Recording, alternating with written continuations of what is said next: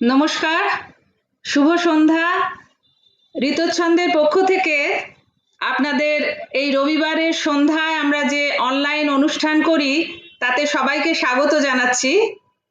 আমাদের গুরুদেব আচার্য সৌমেন্দ্রনাথ ব্রহ্মচারীজি একটা কথা খুব বারবারই বলতেন যে এই ঈশ্বর, আধ্যাত্মিকতা, এই জিনিসগুলো যেন আমাদের মনে হয় জীবন বহির্ভূত কিছু একটা জিনিস, এবং এটার মধ্যে একটা অলৌকিকতা আছে। সেটা যে আমাদের জীবনের সঙ্গে মিলেমিশে আছে, একেবারে ওতপ্রোতভাবে একটা অনুস্যূত হয়ে আছে জীবনের সঙ্গে, এই বোধটা আমাদের সহসা হয় না। তাই বোধহয় ভগবান গীতাতে নবম অধ্যায় বলেছিলেন, আমি সর্বত্র সমানভাবে আছি। এখন যদি কিছু জিনিস সমানভাবে থাকে, আমাদের মতো সাধারণ মানুষের তো সেটা বোধগম্য হওয়া সম্ভব নয়। তাই জন্যই আমার মনে হয় দশম অধ্যায় গিয়ে বিভূতি যোগে উনি বললেন, বিশেষ বিশেষ ক্ষেত্রে আমার কিন্তু তোমরা প্রকাশ দেখতে পাবে। এই বিশেষ জায়গায় প্রকাশ দেখতে আমরা সাধারণ মানুষ কিন্তু অভ্যস্ত। সেই জন্যই ঋতচ্ছন্দের একটা ক্ষুদ্র প্রয়াস আমরা কয়েক মাস ধরে করে চলেছি। এই সঙ্গীত, শিল্প, সাহিত্য, দর্শন, এই সবের মধ্যে থেকে সেই ঈশ্বরকে বা আমাদের আধ্যাত্মিকতাকে একটু একটু করে হলেও একটা খোঁজ বা তার অন্বেষণের, সেই অন্বেষণ করবার জন্য আমরা বিভিন্ন ক্ষেত্র থেকে গুণী মানুষদের, তাদের বিষয়ে তারা যে বিশেষজ্ঞদের আপনাদের সামনে এনেছি। আজকে আমাদের বিষয় হচ্ছে শিল্পকলা ও আধ্যাত্মিকতা, আর্ট অ্যান্ড স্পিরিচুয়ালিটি। সেটা বলবার জন্যে যে দুজন মানুষকে আমরা আজকে সঙ্গে পেয়েছি, তারা তাদের ক্ষেত্রে একদম স্বমহিমায় প্রতিষ্ঠিত। একজন হচ্ছেন আমাদের খুব পরিচিত, তিনি হচ্ছেন মৃত্যুঞ্জয় চ্যাটার্জি, শিল্পী, এবং তারই সুযোগ্যা কন্যা মধুবনী চ্যাটার্জি। দুজনকে আমার তরফ থেকে শ্রদ্ধা এবং প্রণাম জানাচ্ছি। মৃত্যুঞ্জয়দের ব্যাপারে যেটা বলতে হয়, তিনি একদম তার পুরো সত্তা দিয়ে তিনি একজন যেন শিল্পী। মানে তার চেহারা, তার তার চুল, তার কথা বলা, তার সহজভাবে অকপটভাবে যে হেসে ওঠা, এই সবের মধ্যে যেন একটা শিল্প বোধ একদম জুড়ে আছে। আমরা শাস্ত্রতে এটা অনেকেই জানে, মধুবনী তো নিশ্চয়ই জানবে, যে শিল্পীর কিছু লক্ষণ আছে। তার মধ্যে 16টা লক্ষণ আছে। তার মধ্যে এই শরীরের কাঠামো, আমাদের কণ্ঠস্বর সবকিছু নির্ভর করে। তো মৃত্যুঞ্জয়দা হচ্ছে যেন তার প্রতীকী একদম, আপনারা দেখলেই সেটা বুঝতে পারবেন। তাছাড়াও মৃত্যুঞ্জয়দের একটা অসম্ভব একটা বলিষ্ঠ পদক্ষেপ, এবং বলা যেতে পারে কিছুটা বৈপ্লবিক পদক্ষেপ, সেটা হচ্ছে তার একমাত্র সন্তান, তাকে তিনি প্রথাগত শিক্ষা থেকে সরিয়ে নিয়ে এসে সঙ্গীত নৃত্যের মধ্যে তাকে এবং আরো অন্যান্য যেটা সম্পূর্ণ শিক্ষা দেওয়ার চেষ্টা করেছেন। এটা খুব কম বাবা মার পক্ষে সম্ভব, বা এই সাহস দেওয়ার মানে যোগানোর ক্ষমতাটা খুব কম মানুষের মধ্যেই পাওয়া যাবে। এটা একটা বিরল দৃষ্টান্ত, এবং তার জন্যই আজকে আমরা বোধহয় এরকম তার সুযোগ্যা কন্যা মধুবনীকে পেয়েছি। মধুবনীকে আমরা সত্যি কথা বলতে গেলে শুধু ভারতনাট্যম শিল্পী হিসেবে কখনোই বলতে পারবো না, তার সঙ্গে তার জন্মসূত্রে পাওয়া যে একটা শিল্পবোধ এবং শিল্পী যে মানে আর্টিস্ট হিসেবে যে তার যে প্রকাশ আমরা দেখেছি, তার সঙ্গে সাহিত্য, দর্শন, এই নিয়ে ওর যে কাজগুলো, সেটা একটা অনন্য একটা সৃষ্টি হয়ে যায়।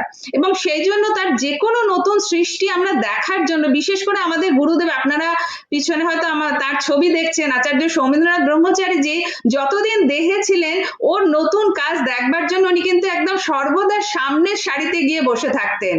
তো আজকে আমরা কিছুটা সময় এই শিল্পকলা এবং আধ্যাত্মিকতার রসে ডুবে থাকবো এই দুই মানুষের, গুণী মানুষের সংস্পর্শে।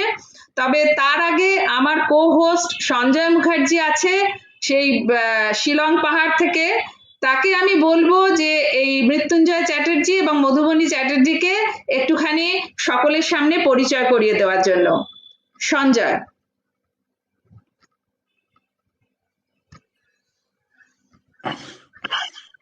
শিলং পাহাড়ের ঠান্ডার আবেশ থেকে আপনাদের সবাইকে স্বাগতম জানাই। আমার সামনে যে মানুষ দুজন বসে আছেন, তারা আমার অত্যন্ত কাছের এবং প্রিয় মানুষ। মৃত্যুঞ্জয় দা, মানে মৃত্যুঞ্জয় চ্যাটার্জি, তিনি একজন শিল্পী, বিখ্যাত অ্যাডভার্টাইজিং প্রফেশনাল। 50 বছরের ঊর্ধ্বে তার অভিজ্ঞতা শিল্প এবং সাংস্কৃতিক কার্যক্রমে। তিনি বর্তমানে বিভিন্ন কলেজ এবং ইউনিভার্সিটিতে ভিজিটিং লেকচারার হিসেবে বলে থাকেন। অনেক সম্মান পেয়েছেন, recipient of many awards in professional life, এবং সবুজ বিপ্লবের একজন পুরোধা। মৃত্যুঞ্জয়দার সম্বন্ধে বলতে গেলে একজনের নাম আমাদের করতেই হবে আজকে এখানে বসে, যার সূত্রে মৃত্যুঞ্জয়দার সাথে আমাদের পরিচয়, দার্শনিক এবং অধ্যাত্ম পুরুষ মনোরঞ্জন বসু, যার ছত্রছায়ায় মৃত্যুঞ্জয়দার সাথে আজ থেকে প্রায় 30 বছরের আগে আমাদের পরিচয়। তো সেই মানুষটিকে আমরাও প্রণাম জানাবো আজকে, যখন মৃত্যুঞ্জয়দাকে আমরা অভ্যর্থনা করব। তো সেই মানুষটির জন্মদিনে, মৃত্যুদিনে আমরা এখনো তার বাড়িতে যাই, আমাদের সম্মান জানাই, শ্রদ্ধা জানাই। মৃত্যুঞ্জয়দাও আসে। তো মৃত্যুঞ্জয় আমাদের অত্যন্ত প্রিয়, অন্তরঙ্গ, হৃদয়ের মানুষ। এটা আমার ব্যক্তিগত অভিবাদন। মধুবনীর কথা কাবেরী বলল, এবং যে কথা খুবই সত্যি, যে প্রত্যেকটি ওর যে অনুষ্ঠান, নতুন কিছু শিল্পকলা, নতুন কিছু পারফরমেন্স বা নতুন কিছু কোরিওগ্রাফি দেখার জন্য আমরা উদ্গ্রীব হয়ে থাকি। মধুবনী একজন অ্যাকমপ্লিশড ভারতনাট্যম নৃত্যশিল্পী এবং choreographer. Indian council for cultural ICCR, যেটা Indian council for cultural relations, ICCR এর এমপ্যানেলড একজন ন্যাশনাল লেভেল পারফর্মার, এবং বহু বহু সম্মানিত প্ল্যাটফর্মে উনি পারফর্ম করেছেন, দেশে বিদেশে বিভিন্ন জায়গায়। বিশেষভাবে উল্লেখ করা যায় মধুবনীর ক্রিয়েটিভ কোরিওগ্রাফি এবং প্রেজেন্টেশন, সেটা হচ্ছে গিয়ে রবীন্দ্রনাথের রক্তকরবী, যেটা আমরা দেখে একসময় মুগ্ধ হয়েছিলাম। এবং তার জন্য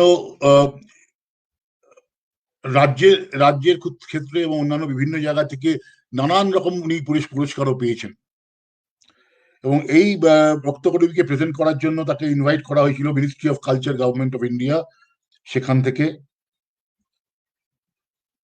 এই রক্তকরবী একটা ইংরেজি ভার্সনও উনি প্রেজেন্ট করেছেন, সাপোর্টেড বাই সঙ্গীত নাটক একাডেমি।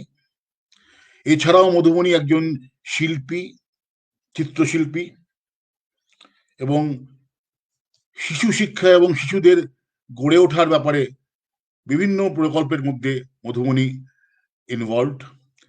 এই illustrious father and illustrious daughter, তাদের সমবেত প্রয়াসে গড়ে উঠেছে জাহ্নবী বলে একটি প্রতিষ্ঠান, যেখানে আমরা কয়েকবার গিয়েছি, আমাদের সেই সুযোগ হয়েছে। তো আমি আর বেশি কথা বাড়াবো না। মৃত্যুঞ্জয়দা, মধুবনী, তোমাদের স্বাগতম। এবার now the floor is yours মৃত্যুঞ্জয়দা। আজকের আমাদের থিম হচ্ছে গিয়ে শিল্পকলা ও আধ্যাত্মিকতা, art and spirituality. Thank you Kaveri, thank you Sanjay. প্রথমেই আমি মনোরঞ্জনদার পায়ে প্রণাম রাখছি, তারপরে সৌমেন্দ্রনাথ ব্রহ্মচারীর পায়ে প্রণাম রাখছি। ঋতছন্দকে আমার আন্তরিক ধন্যবাদ বা অভিনন্দন, যে আমাদের এই প্ল্যাটফর্মটাকে আমি খুব ইম্পর্টেন্ট প্ল্যাটফর্ম বলে মনে করি।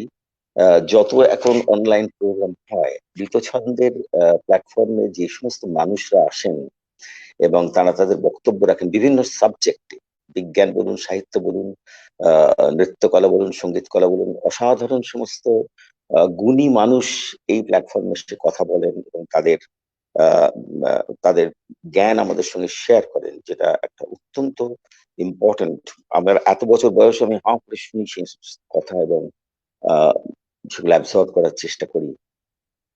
তো সেই প্ল্যাটফর্মে আজকে এখানে আমাদেরকে সঞ্জয় কবির আমার অত্যন্ত স্নেহের দুজন ডেকেছেন, এবং আমি খুব চিন্তিত, কারণ আহ, এই ওই পরিমাণ গুণ কিন্তু আমাদের নেই। এই প্ল্যাটফর্মে যারা আসেন, যারা আহ, মানে আলোচনা করেছেন, কথাবার্তা বলেছেন, তারা এত উপরের স্তরের, আমরা কিন্তু অতটা নই। আমরা মোটামুটি আহ, এই শিল্প চর্চা করি, আহ, বা মধুবনী নৃত্য চর্চা, সঙ্গীত চর্চা করে, তার মধ্যেই থাকি। আর যেটুকু নিজের বোধ হয়েছে, আজকে ধরুন 50 বছর এরও বেশি আমি শিল্পকলার সঙ্গে যুক্ত।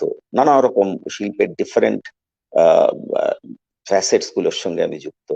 আর এছাড়া তো বিজ্ঞাপন শিল্প তো আমার প্রফেশন, সেটা তো আছেই।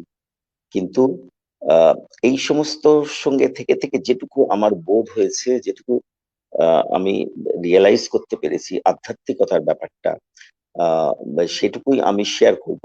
সেটা হয়তো আহ, আপনাদের যারা শুনছেন তাদের কাছে খাপছাড়া লাগতে পারে, আহ, আহ, তাদের মনে হতে পারে এটা ঠিক বা এটা ভুল, কিন্তু আমি যা বলবো আমার নিজস্ব ভাবনা থেকে এবং নিজস্ব অনুভূতি থেকে যেটুকু আমি বুঝেছি, আমি সেটুকুই বলবো। কারণ আহ, আহ, শিল্পকলা এবং আধ্যাত্মবাদ একটা বিশাল ব্যাপার, একটা ব্রহ্মাণ্ডের মতো বড় জায়গা।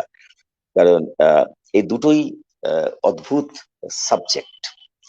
দেখুন, শিল্পকলা বা আর্ট উইদাউট স্পিরিচুয়ালিজম হয় না। এটা দুটো শৃঙ্খলিত, অ্যাবসলিউটলি টাইড টুগেদার। কারণ শিল্পকলা বলতে তো একটা বিরাট ক্যানভাস। শিল্পকলা তো শুধু ছবি নয় বা স্থাপত্য নয়। শিল্পকলার মধ্যে অনেকগুলো ভাগ আছে, যেমন সাহিত্যকলা, যেমন চিত্রকলা, যেমন কাব্যকলা, স্থাপত্যকলা, নাট্যকলা, নৃত্যকলা, সঙ্গীত কলা। এতগুলো, এই সপ্ত কলার সমন্বয় হচ্ছে কিন্তু শিল্পকলা। এবং আরো একটা কলা আছে, যেটা হচ্ছে আমাদের প্রাত্যহিক জীবন যাপন কলা। সেটাও কিন্তু ওই আধ্যাত্মিক স্তরে বাঁধা বা শিল্পের স্তরে বাঁধা।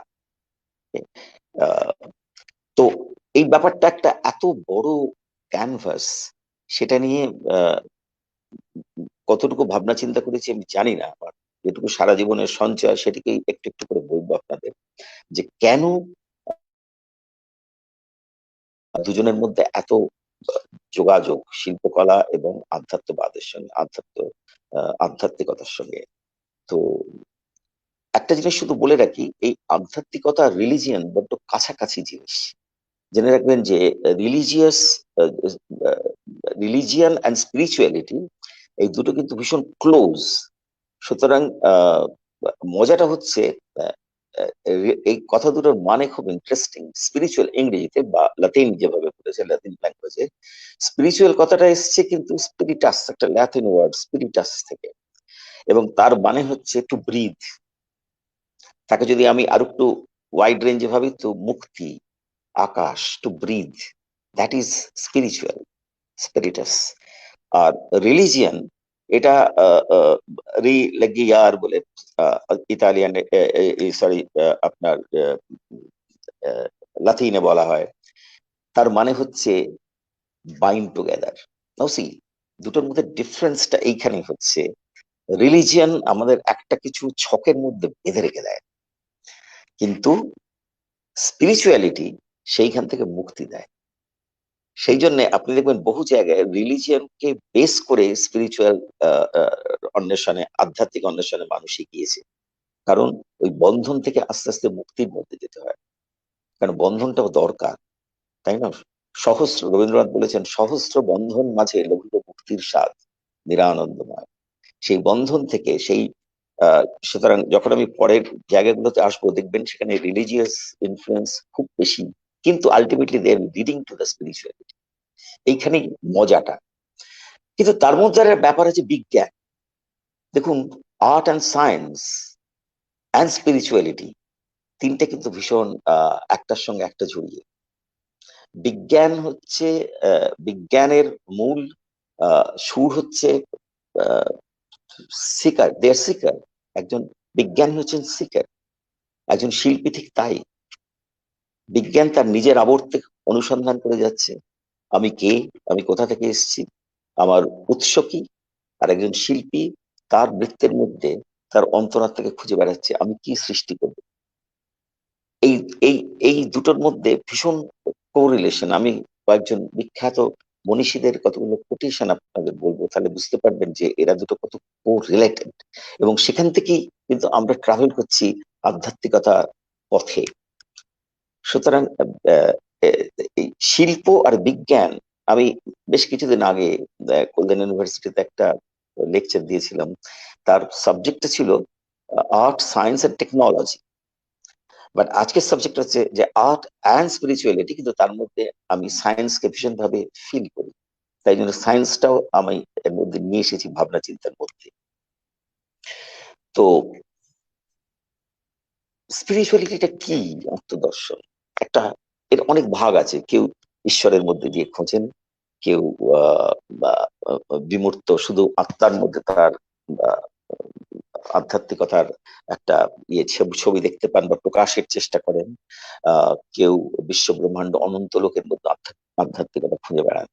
যে যেভাবে খুঁজছে সেই ব্যাপারটা কিন্তু তাই, শুধু খুঁজে বেড়ানো এবং সেইখান থেকে কিছু পাওয়ার ইচ্ছে। সেই পাওয়াটা কি? সেই মুক্তির আনন্দ পাওয়া, তাই না? এটা কোনো মেটেরিয়ালিস্টিক পাওয়া না, এটা হচ্ছে স্পিরিচুয়ালিস্টিক পাওয়া।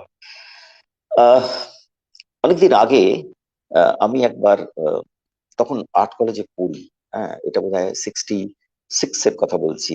আমি একবার নালন্দা দেখতে গিয়েছিলাম। নালন্দা সম্পর্কে তখন অনেক পড়েছি, নালন্দা একটা বিস্ময় হয়ে আছে। তা সারাদিন ঘুরেছি, দেখেছি সেই রুইন্স, আহ তার সেই অসাধারণ হিস্টোরিক্যাল রিপ্রেজেন্টেশন যেটুকু যেটুকু পেয়েছিলাম। করতে করতে একটা সময়, তখন প্রায় বিকেল হয়ে গেছে, একটা নালন্দার ডিস্টেন্সে আর একটা উঁচু টিলার উপর বসে আছি, সামনে নিচে নেমে গেছে, ঠিক পাহাড় নয় বাট একটা উঁচু টিলা, নিচের জঙ্গল, আস্তে আস্তে শীত তখন আসেনি কিন্তু একটু একটু মিস্টিক হয়ে যাচ্ছে, আস্তে আস্তে অন্ধকার হচ্ছে। আর আমি স্কেচ করতে করতে তখন থামিয়েছি, কারণ তখন আলোটা কমে গেছে। আস্তে আস্তে নিচে থেকে শুনলাম একটা অদ্ভুত ড্রাম বিটিং হচ্ছে। সেটা হচ্ছে নিচে কোথাও হয়তো মনস্ট্রি আছে, বুদ্ধিস্ট মনস্ট্রি।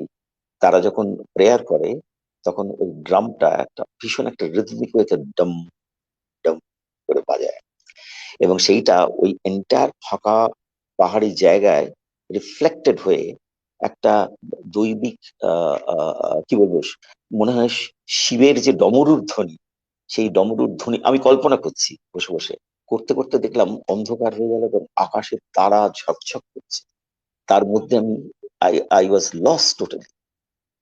তখন একটা অদ্ভুত একটা আধ্যাত্মিক বা স্পিরিচুয়াল প্লেজার আমার ভেতর কাজ করছে। আমি তখন জানি না সন্ধে হয়ে গেছে ওই জায়গায়। কিছুক্ষণ পরে আমার ইয়েটা ভাঙলো, যে একজন সিকিউরিটি গার্ড এসে আমার বললো যে, হিন্দিতে বললো যে সাহেব এখানে বসবেন না, এখানে কোথায় সাপ খুব কখন আসবে, রাত হয়ে গেছে, আপনারা চলে যান। Now see, now what I am trying to say, এটা আমার ওই ওই ওই সাউন্ডটা আমাকে একটা অদ্ভুত লোকে নিয়ে চলে গেল। ঠিক তেমনি যখন আপনারা ক্লাসিক্যাল মিউজিক বা কোনো গান প্রাণ দিয়ে শোনেন, আপনি দেখবেন একটা অন্য জগতে নিয়ে চলে যাচ্ছে সঙ্গীত কলা, তাই না? তখন আপনার ঈশ্বর বোধ বা আহ, একটা ফিনাইট থেকে একটা ইনফিনাইটে যাওয়ার একটা বাসনা ভেতরে আসে। মানুষ কাঁদে সেই সময়, কারণ তার সেই উপলব্ধিটা এত আনন্দের, তখন আনন্দাশ্রু তার চোখ থেকে ঝরে পড়ে। এখানেই একটা স্পিরিচুয়ালিটি কাজ করে, এখানে একটা স্পিরিচুয়াল ফিলিং। আমার মতে এটাই স্পিরিচুয়ালিটি, যেটা শুনে বা দেখে বা বুঝে আমার মধ্যে একটা অসম্ভব আহ কি বলবো, আধ্যাত্মিক বা আধ্যাত্মিকতার কি, আত্মার থেকে আরো অনেক অনেক বেশি যে অনুভূতিগুলো আমার মধ্যে আসছে, আমাকে একটা অসম্ভব তৃপ্তি দিচ্ছে। ওকে, সেটাই হচ্ছে আধ্যাত্মিকতা। আহ অনেকদিন আগে 70s আমি একটা ফিল্ম দেখেছিলাম, আপনারা অনেকেই দেখেছেন যারা শুনছেন, 2001 স্পেস অডিসি। স্ট্যানলি কোব্রিক বলেন বিখ্যাত ফিল্ম মেকার, তিনি করেছিলেন। এটা সম্পূর্ণ একটা সায়েন্স ফিকশন, কিন্তু আমি কেন এটা বলছি, তার শুরুটা ভীষণ ইউনিক। আহ দু তিনটে এপ ম্যান একটা মাংসের টুকরো নিয়ে মারামারি করছে তাদের, তার ইয়েটা পাওয়ার জন্য। করতে করতে একটা লম্বা হাড়ের টুকরো তার থেকে বেরিয়ে হঠাৎ ছিটকে আকাশের দিকে উঠে গেল। আস্তে আস্তে উঠে যাচ্ছে, ওরা হাঁ করে ওটার দিকে তাকাচ্ছে। তাকাতে তাকাতে ওটা আকাশের উপর উঠে গিয়ে একটা স্পেসশিপ ফর্ম করে দিল। আর এই দুটো এপ ম্যান তখন আস্তে আস্তে ট্রান্সফর্মিং ইন্টু দা ইউনো মানে হিউম্যান, তারা মানুষ হচ্ছে, আস্তে আস্তে সভ্য মানুষে পরিণত হচ্ছে। আর সেই আকাশ দেখতে দেখতে পড়ে গেল তারায়, গ্রহতে, নক্ষত্রে, আর ওরা অবাক বিস্ময়ে তাকিয়ে আছে। আমার তখন রবীন্দ্রনাথের সেই গানটা মনে পড়লো, তাই না? এটা আপনারা জানেন, মহাবিশ্বে মহাকাশে মহাকালো মাঝে, মহাকালো মাঝে আমি মানব একাকী ওই ভ্রমি বিস্ময়। এই বিস্ময়টা মানুষকে কনস্ট্যান্ট এগিয়ে নিয়ে যাচ্ছে। সেই ছবিটা সবসময় আমার মনে হয়, ওই যে বিস্ময়, ওই যে মানুষের ভাবান্তর হয়ে গেল, মানুষের রূপান্তর হয়ে গেল, একটা কেভ ম্যান থেকে আস্তে আস্তে তারা সিভিলাইজড হয়ে গেল, কত যুগ পেরিয়ে গেল। কিন্তু সেই বিস্ময় এবং সেই খোঁজ, তার কিন্তু শেষ নেই, মানুষ কিন্তু খুঁজেই চলেছে। এবং বহু জায়গায় আমি পড়েছি, এই আমি কে বা আমি কোথা থেকে এসেছি তার উত্তর কিন্তু এখনো কেউ মনের মতো করে পাচ্ছে না, কিন্তু খুঁজে চলেছে, খুঁজে চলেছে, এবং সেই খোঁজটা বোধহয় চিরকালীন খোঁজা। আহ ঠিক আমার প্রসঙ্গে আসি। যে শিল্পকলা তো একটা বিরাট ক্যানভাস, আমি একটু আগেই বলেছি। এবং সেই তার উপর ভর করে মানুষ সৃষ্টি করে চলেছে নানা রকম শিল্পকর্ম, যেটা আমরা হৃদয় দিয়ে দেখি, যেটা আমরা অন্তর দিয়ে অনুভব করি। আহ এই যে আহ, এই যে শিল্পকলার যখন প্রথম দিকে মানুষ যখন শিল্পকলার চর্চা করতে শুরু করলো, সব থেকে মজার কথা কিন্তু চিত্রকলা দিয়ে আমাদের বোধ বা আমাদের আন্ডারস্ট্যান্ডিংটা শুরু হলো, কমিউনিকেশন। গুহা চিত্র 40,000 বছর কিংবা মতান্তরে 70,000 বছর আগে গুহা চিত্রতে আমরা কথা বলতে শুরু করলাম, আমাদের একটা ভাব প্রকাশ করতে শুরু করলাম। তখন শব্দ নেই, অক্ষর নেই, কিছুই নেই, কিন্তু চিত্র বা ওই অঙ্কন বা আঁকা, যেভাবেই হোক, সেই দিয়ে কিন্তু মানুষের কমিউনিকেশনটা প্রথম শুরু হয়েছে। ওকে, তারপরে তো এগিয়েছে, মানুষ অনেক দূরে এগিয়েছে। আহ মানুষের মধ্যে বোধ শক্তি এসছে, মানুষ ভাবতে শিখেছে। প্রস্তর যুগ থেকে যখন আমরা আস্তে আস্তে এগোচ্ছি, আস্তে আস্তে মানুষের বৈদিক যুগে যখন এসছি, তখন বেদ তৈরি হয়েছে, উপনিষদ তৈরি হয়েছে, কিন্তু তখনও কিন্তু শ্রুতি এবং স্মৃতি নির্ভর ছিল, কারণ তখন অক্ষর তৈরি হয়নি, পরে হয়েছে। কিন্তু সেই সময় যদি আমরা যাই, আমরা যদি বেদ দেখি বা যতটুকু বেদ উপনিষদ বুঝেছি আমি, সেখানে কিন্তু অসম্ভব ভাবে সেই খোঁজ, সেই পরম ব্রহ্ম, পরম প্রকৃতি, সেই পরম সুন্দরকে কিন্তু খুঁজে চলেছে তার ডিফারেন্ট হাইমের মধ্যে দিয়ে। এই যে মন্ত্রগুলো, বেদের মন্ত্রগুলো যখন আহ আহ, পরিবেশিত হয়, তার যে একটা টিউন, তার মধ্যে অটোমেটিক্যালি আপনার মধ্যে একটা আধ্যাত্মিক ভাব এনে দেবে। এই যে যে সমস্ত ঋষিরা এগুলো করে গিয়েছেন, তারা তো এই জন্যই করেছিলেন যে সাধারণ মানুষের মধ্যে আধ্যাত্মিকতাটা যাতে আসে। কিসের থ্রু দিয়ে?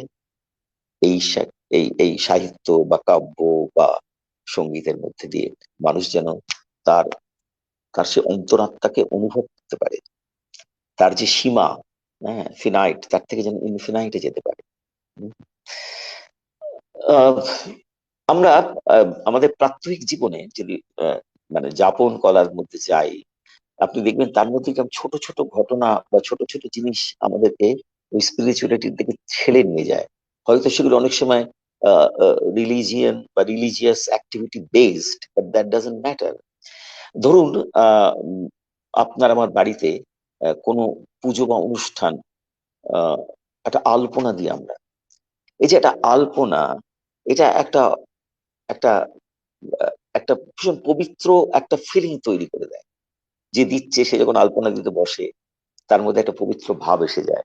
কিছুই নয়, কতগুলো লাইন আঁকা বাঁকা করে তাকে সাজানো, কতগুলো রং দিয়ে, কিন্তু সেই আলপনা তখন কথা বলে যে দেখো আমি কত পবিত্র।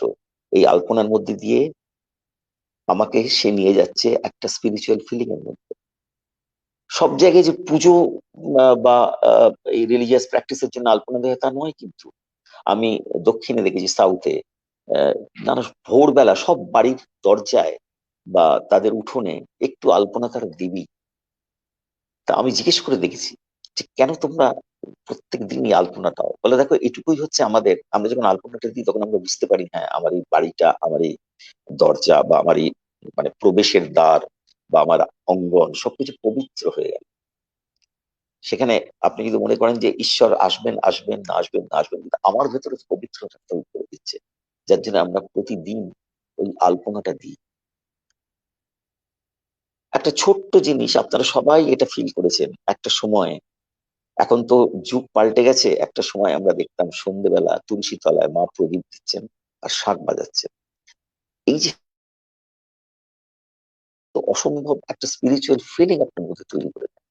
সেই প্রদীপের আলো, সেই তুলসী তলা, সেই শাঁখের আওয়াজ, এই সবই কিন্তু আমাদের প্রাত্যহিক যাপনের মধ্যে একটা আধ্যাত্মিকতার খোঁজ চলেছে, এবং আহ সেইভাবেই আমরা এগিয়ে গেছি।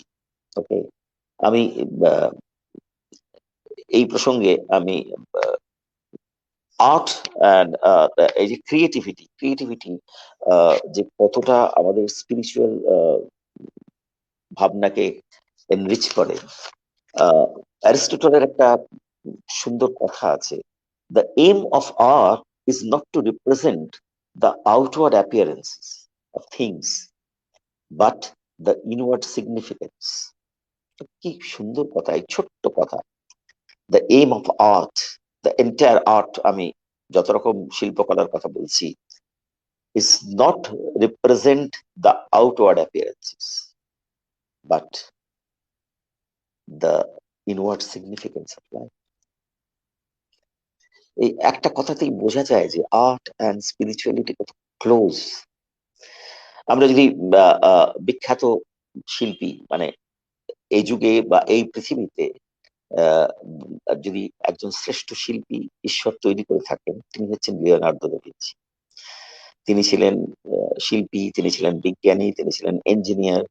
ওই সময়ে বসে তিনি যে সমস্ত ভাবনা ভেবেছেন এখনো বিজ্ঞানীরা ভাবে যে কিভাবে ওনার মাথায় এলো। এটা এটা ঈশ্বর নির্ভর, এটা একটা অসম্ভব তার উপরে সেই প্রভাবটা এসেছিল বলেই তিনি করতে পেরেছিলেন। তিনি এত সুন্দর একটা কথা বলেছেন। নিশ্চয়ই লিওনার্দো দা ভিঞ্চির কথা আপনারা সবাই জানেন, তার বিখ্যাত কাজ আপনারা জানেন, দ্য লাস্ট সাপার, মোনালিসা, এমন অনেকে প্রচুর, আমি অত ডিটেলে যাব না। কিন্তু লিওনার্দো দা ভিঞ্চি একটা কথা বলেছেন, when the spirit does not work with the hand there is no art. When spirit does not work with the hand, মানে আমার অন্তরাত্মা থেকে ডাক না এলে সৃষ্টি হয় না। সেই অন্তরাত্মাটাই হচ্ছে তো আমার আধ্যাত্মিকতা। রবীন্দ্রনাথ কি বলেছেন, আমাদের প্রাণের মানুষ, it is the response of man's creative soul to the call of the real. সেই হচ্ছে স্পিরিচুয়ালিটি। তা নাহলে শিল্প হয় না, যে কোনো শিল্প হয় না। আবার বিখ্যাত বিজ্ঞানী আইনস্টাইন কি বলেছেন, the great scientists are artist as well. ভাবুন, আইনস্টাইন বলছেন এই যুগের শ্রেষ্ঠ বিজ্ঞানী। শুধু তাই না, তিনি বলছেন যে all religions, arts and sciences are branches of the same tree.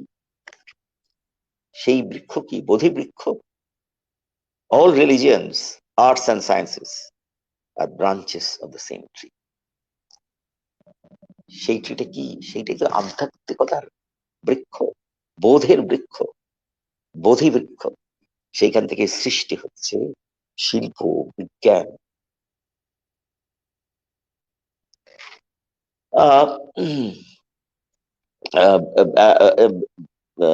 Van go, sorry, আমাদের লিওনার্দো দা ভিঞ্চির আরেক খুব সুন্দর কথা আছে যে art is the queen of all sciences, communicating knowledge to all the generations of the world. একজন শিল্পী বিজ্ঞানকে জড়িয়ে তার আত্মদর্শনের কথা বলছে। এইভাবেই মানুষ এগিয়ে চলেছিল। এই সমস্ত জিনিস মানুষকে সেই গুহা চিত্র থেকে শুরু করে আস্তে আস্তে সভ্যতার দিকে টেনে নিয়ে গিয়েছে। আমরা যদি চিত্রকলার জগতে আসি, যখন আমরা চলে যাচ্ছি ইউরোপিয়ান, দেখুন Indian art and European art কিন্তু দুটো দুটো স্ফিয়ারে বাড়ছিল, হ্যাঁ, চলছিল সেই আদি যুগ থেকে। কিন্তু আহ, যখন আমরা আরো আরো ডিটেইলে যাচ্ছি, ইউরোপিয়ান আর্টিস্টরা সেই সময়, ধরুন বাইজেন্টাইন টাইমে, তারপরে আপনি আহ খ্রিস্টের যে একটা বিরাট প্রভাব পড়লো তাদের শিল্পে, আমরা সবকিছুতে আমরা দেখতাম ক্রাইস্ট অ্যান্ড বাইবেল ভীষণভাবে তাদের ছবিকে এনরিচ করতে শুরু করলো, ঋদ্ধ করতে শুরু করলো। এবং সেই ছবিগুলো দেখলেই আপনারা বুঝতে পারবেন যে ছবি কি ছবি নয়, একটা কোথাও একটা আধ্যাত্মিক যোগ তার মধ্যে আছে, যেভাবে ওরা বাইবেলকে রিপ্রেজেন্ট করেছে। আপনি ভাবুন সিস্টিন চ্যাপেলের এন্টায়ার সিলিং, যেখানে বাইবেল, ক্রাইস্ট সমস্ত কিছু চিত্রণ মিকেলাঞ্জেলো করেছিলেন। সে এক অসাধারণ সৃষ্টি। সে তো আহ আধ্যাত্মিকতা ছাড়া সে তো তৈরি করা যায় না, সে ক্রিয়েট করা যায় না। সে তো মানে আমরা বলি ঈশ্বর সৃষ্টি, সেটার সেটা আমরা ব্রড সেন্সে বলি, কিন্তু সে তো একটা আধ্যাত্মিক আহ মনের প্রকাশ। মাইকেল অ্যাঞ্জেলো পিয়েত্তার সামনে যদি গিয়ে দাঁড়ান, আমি শুনেছি বহু মানুষ যারা তার সামনে গিয়ে দাঁড়িয়েছে তারা কেঁদেছে দাঁড়িয়ে, হাউ হাউ করে। কেন? সেই কষ্টটা তারা ফিল করছে। মাদার মেরি কোলে জেসাসকে, ক্রুসিফাইড জেসাসকে কোলে নিয়ে বসে আছে। মাইকেল যখন তৈরি করেছেন, নিশ্চয়ই তার মধ্যে সেই একটা অসম্ভব আধ্যাত্মিক ফিলিং কাজ করেছিল। নাহলে এত বছর পরে, এতশো বছর পরে মানুষ কেন পাগলের মতো পিয়েত্তা দেখে, হাঁ করে দাঁড়িয়ে থাকে, কাঁদে?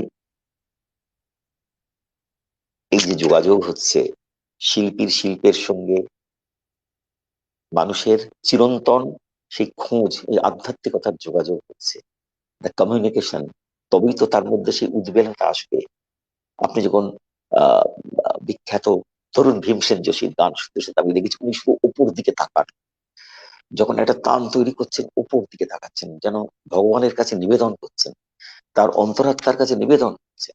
এবং সেইটা শুনে আমরা মুগ্ধ, বিস্মিত করে শুনে যাচ্ছি ঘন্টার পর ঘন্টা, আমাদের যেন ট্রান্সফরমেশন হয়ে যাচ্ছে। আমি বিরজু মহারাজের একটা কাথাকের একটা পারফরমেন্স দেখেছিলাম, যে কৃষ্ণ আহ, তা মাকে বলছে আমাকে চাঁদ ধরে দাও। তখন মা করলেন কি, একটা বড় গামলা নিয়ে এসে চাঁদের আলোর সামনে রাখলেন, তাতে চাঁদের ছায়া এসে পড়লো, এবং কৃষ্ণের সে আনন্দ মানে ছোট কৃষ্ণ, শিশু কৃষ্ণ, উনি ওনার আহ, ওই চেহারায়, হ্যাঁ উনি খুব সুন্দর মানুষ নন, মানে ভেতরটা সুন্দর, বাইরেটা। কিন্তু যখন উনি পারফর্ম করছেন, আমি দেখতে দেখতে আমার মনে হচ্ছে আমি কি সত্যি বালকৃষ্ণকে দেখছি, আমি কি সত্যি মানে কৃষ্ণ ছুটে বেড়াচ্ছেন, নেচে বেড়াচ্ছেন, আনন্দ করছেন। আমার মধ্যে টোটাল ট্রান্সফরমেশন হয়ে গেছে। তখন তখন আমি আর বিরজু মহারাজ নাচছেন আর বিরজু মহারাজ নেই, তখন তিনি, আমি শুধু নয়, যারা দেখছে তারা মুগ্ধ বিস্ময় হা করে সেইটা, সেই রসটা নিচ্ছে, সেই আধ্যাত্মিক রস, যেটা এই নৃত্যকলার মধ্যে দিয়ে নৃত্যশিল্পী বলবে, তার অনেক কথা আছে, পরের কথা, আমি খুব বেশি এগুলো নিয়ে বাড়াবো না। আহ সুতরাং এই এই এই বোধগুলো আহ শিল্পের সঙ্গে আধ্যাত্মিকতার যুগের একটা রাস্তা তৈরি করে দিচ্ছে বা বুঝিয়ে দিচ্ছে। দেখুন সেই সময় আহ আপনারা যদি ইসলামিক আর্ট দেখেন, গ্রিসিয়ান আর্ট দেখেন, দেখবেন সমস্ত কিছু ঈশ্বর ভিত্তিক। ইসলামিক আর্টে আবার ঈশ্বরের কোনো রূপ তো নেই, কিন্তু তাদের টাইপোগ্রাফি, ক্যালিগ্রাফিতে তারা ঈশ্বরের কথা বলে গেছে। সেই ক্যালিগ্রাফি গুলো ইটসেলফ ইজ অ্যান আর্ট। এক একটা ক্যালিগ্রাফিক মুভমেন্ট, এক একটা ক্যালিগ্রাফি সোয়ার্ল, যেন মনে হয় একটা কবিতা বলছে, কথা বলছে। তারা সৃষ্টি করে গেছে তাদের আর্ট। গ্রিসিয়ান আর্ট দেখুন, সমস্ত কিন্তু ঈশ্বর ভিত্তিক। এই করতে করতে সেদিকে সেদিকে আবার আমাদের দেশে তখন চলছে আহ বুদ্ধিজম, হিন্দুইজম, সেই থেকে সৃষ্টি হচ্ছে নানা রকম শিল্পকলার।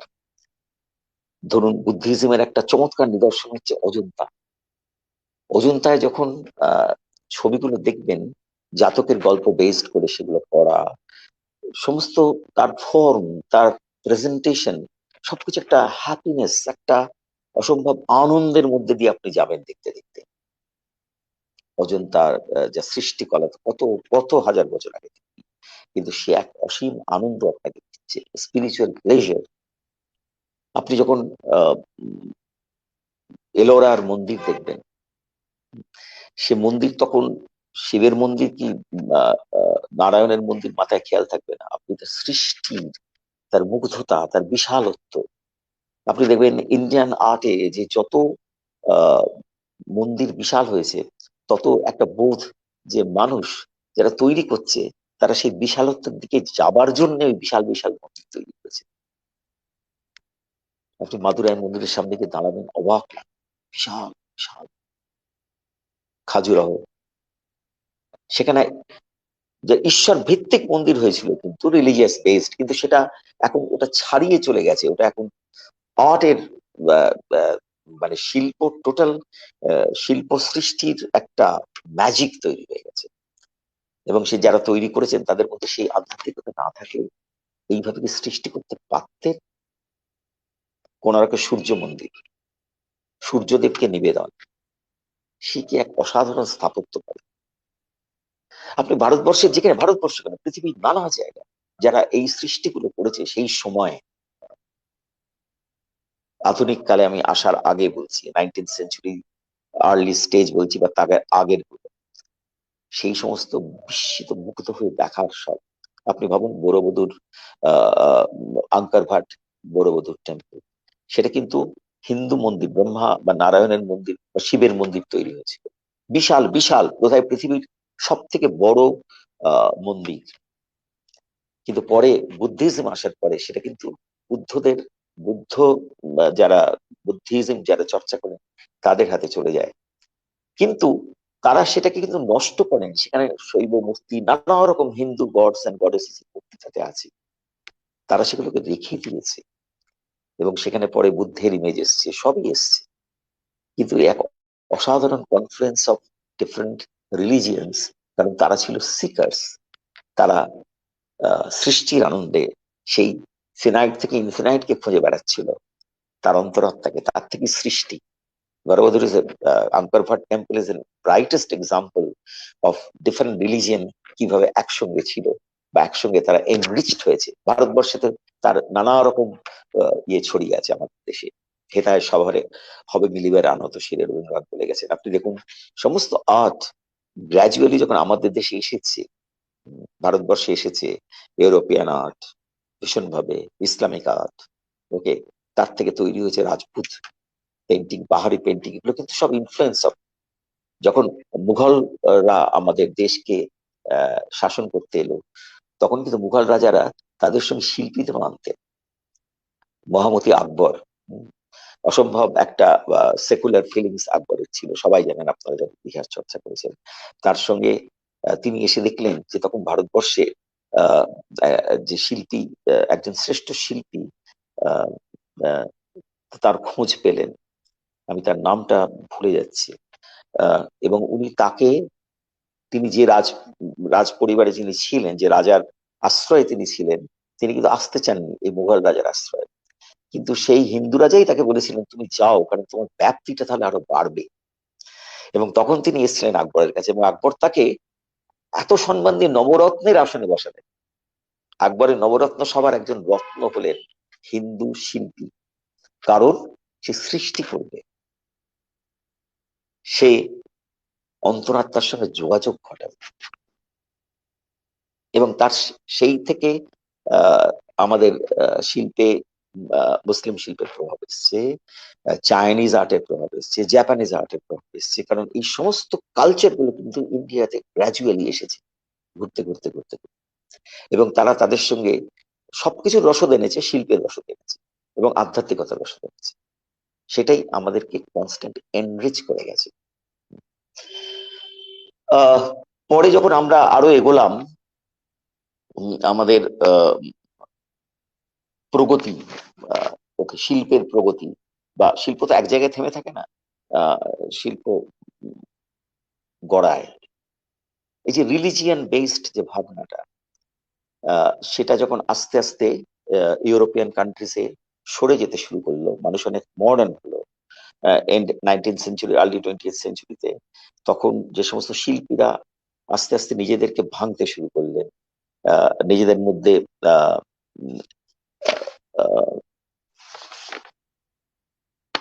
তারা নতুন নতুন ফর্ম সৃষ্টির চেষ্টা করে চলেছে। সেই সমস্ত শিল্পীরা যারা ইমপ্রেশনিজম তৈরি করলো, ওকে, তারপরে সারিয়ালিজম তৈরি করলো, কিউবিজম তৈরি করলো, সব বিখ্যাত শিল্পী, ইউরোপিয়ান শিল্পীরা, তারা কিন্তু তখন এই রিলিজিয়াস এফেক্টটাকে তাদের মধ্যে থেকে সরিয়ে তারা আস্তে আস্তে চেঞ্জ হতে শুরু করলো। ইমপ্রেশনিস্টরা প্রকৃতি নিয়ে খেলা করতে শুরু করলো, আমরা যেটা দেখি গাছপালা আকাশ তারা অন্যভাবে দেখতে শুরু করলো। সারিয়ালিজম তাই ভাঙতে শুরু করলো, কিউবিজম, পিকাসো এলেন, সমস্ত কিছু ভেঙে অন্যরকম ফর্ম তৈরি করতে শুরু করলো। কিন্তু সব থেকে মজা হচ্ছে সেগুলো কিন্তু রুটেড টু স্পিরিচুয়ালিটি। তার জন্য সেটা খুব ভালো বিখ্যাত বিখ্যাত ইউরোপিয়ান পেইন্টার, রাশিয়ান পেইন্টার ক্যান্ডোনেস্কি ক্যান্ডোনেস্কি ভীষণ সুন্দর একটা কথা এখানে বলেছেন যে, এবং তিনি অ্যাবস্ট্রাক্ট ফর্মে চলে গিয়েছিলেন, মডার্ন আর্ট থেকে অ্যাবস্ট্রাক্ট ফর্মে। তিনি বলেছিলেন, when religion, science and morality are shaken, নানা রকম external ইনফ্লুয়েন্সে man withdraws his gaze from externals and turns inwards. Literature, music, and art are the most sensitive spheres in which this spiritual revolution makes itself felt. তিনি শিল্পী, বিখ্যাত abstract artist. তিনি সবসময় বলতেন, আমার ছবি শুধু একটা বিন্দু থেকে, বিন্দু, রেখা, সার্কেল, কিউবিকল, এসব ফর্ম তার ছবিতে যখন আপনারা যদি দেখেন তার কাজ। কিন্তু তিনি সবসময় বলতেন, এটা হচ্ছে আমার কোয়েস্ট, আমার স্পিরিচুয়ালিটি। যার জন্য এত সুন্দর কথা বলেছেন যে এই যে স্পিয়ারটা, এটা কিন্তু মিউজিক, আর্ট অ্যান্ড লিটারেচারের মধ্যে থাকে। অদ্ভুত ভালো, অদ্ভুত সুন্দর কথা। আর একটা খুব সুন্দর কথা বলেছেন, every man who steeps himself in the spiritual possibilities of his art is a valuable helper in the building of the spiritual pyramid which will someday reach to heaven. কত বড় কথা! This is spirituality.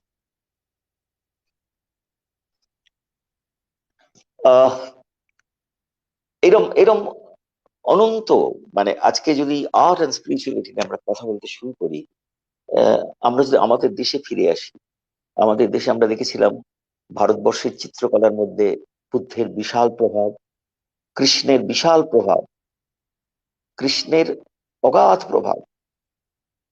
আমরা জানি কৃষ্ণকে নিয়ে কত গান, কত ভজন, কত ছবি, কি নয়। আজকে আমরা পাহাড়ি চিত্রকলায় যদি যাই, সব কৃষ্ণ, রাজপুত চিত্রকলায় সব রাধা কৃষ্ণের লীলা দেখবো। সেই যে লীলা, সেই লীলা কিন্তু আপনাকে এমন ভাবে তারা দৃশ্যপট তৈরি করেছেন শিল্পীরা, সে এক অসম্ভব আধ্যাত্মিক জগতে আপনাকে নিয়ে চলে যাবে সেই সব শিল্প। কিন্তু তারপর থেকে আমরা যদি মডার্ন টাইম ফিরে আসি, আমাদের আমাদের ভারতবর্ষে আমরা অবনীন্দ্রনাথকে দেখেছি, আমরা রবীন্দ্রনাথকে দেখছি। আগে আমি রবীন্দ্রনাথের কথাটা বলি, রবীন্দ্রনাথকে আমি মনে করি একজন সম্পূর্ণরূপে শিল্পী। দেখুন, আমার একটা ভিশন হয় যে রবীন্দ্রনাথ হচ্ছেন, উনি তো সূর্য, উনি এই শিল্প কলা, শিল্প লোকের উনি হচ্ছেন সূর্য। তার প্রকাশ হয়েছিল শিল্পের সেই 7টা ঘোড়ায় চড়ে, সাহিত্যকলা, কাব্যকলা,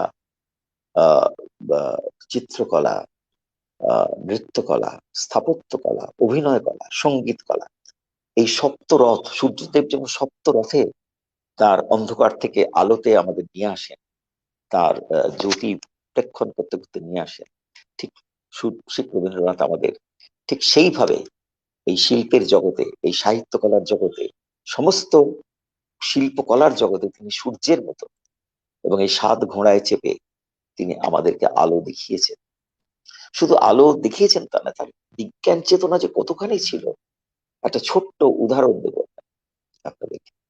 রবীন্দ্রনাথ নিশ্চয়ই উনি উপনিষদকে যেভাবে দেখেছেন এবং তার মধ্যে যে সমস্ত ব্যাখ্যা, তাকে বেস করে যে সমস্ত কাব্যকলা তৈরি করেছেন, সে অসাধারণ সৃষ্টি।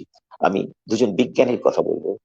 এক বিজ্ঞানী, আমি আপনারা হয়তো নাম জানেন, বিখ্যাত ফিজিসিস্ট বিকাশ সিংহ। তার সঙ্গে আমি একবার একটা কোনো কাজের মধ্যে আমার যোগাযোগ হয়েছিল এবং তার সঙ্গে অনেকদিন কাটিয়েছি তার আলোচনা করতে করতে। তিনি একদিন বললেন, দেখো মৃত্যুঞ্জয়, রবীন্দ্রনাথ কতটা বৈজ্ঞানিক, আহ, তার লেখার মধ্যে একটা বৈজ্ঞানিক আহ, কথা বলে দিয়েছেন, সেটা তোমরা হয়তো ভাবুনি, কিন্তু আমি যেহেতু ফিজিক্স স্ট্রিমে কাজ করি, যে micro science and macro science. Micro হচ্ছে একটা বিশাল, আর ম্যাক্রো হচ্ছে ছোট্ট অনুপ্রমাণ। তার কবিতায় আহ, আহ,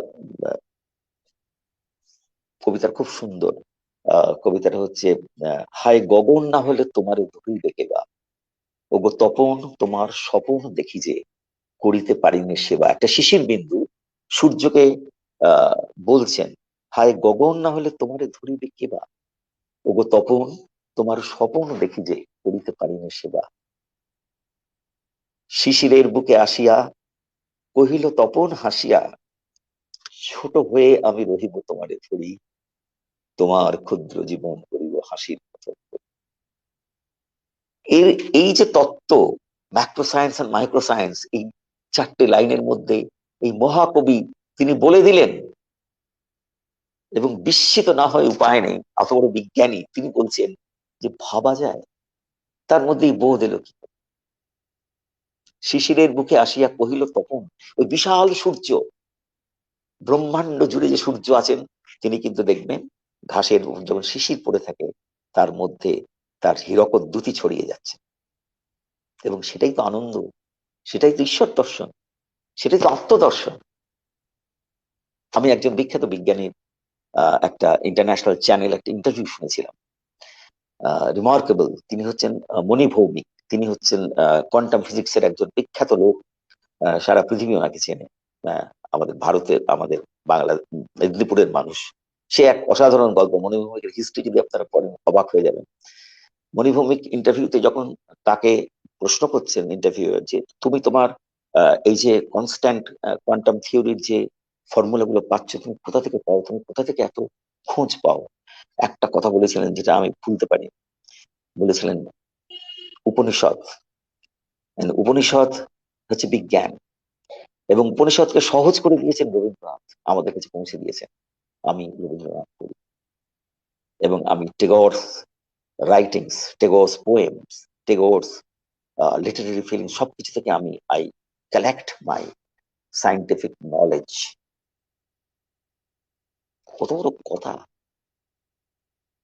এই রবীন্দ্রনাথ কে আমরা জানি না যারা কতটা, এখন এই সমাজে আমি দেখছি রবীন্দ্রনাথকে নিয়ে নানা রকম ভাবনা আছে, তাই সব চলছে।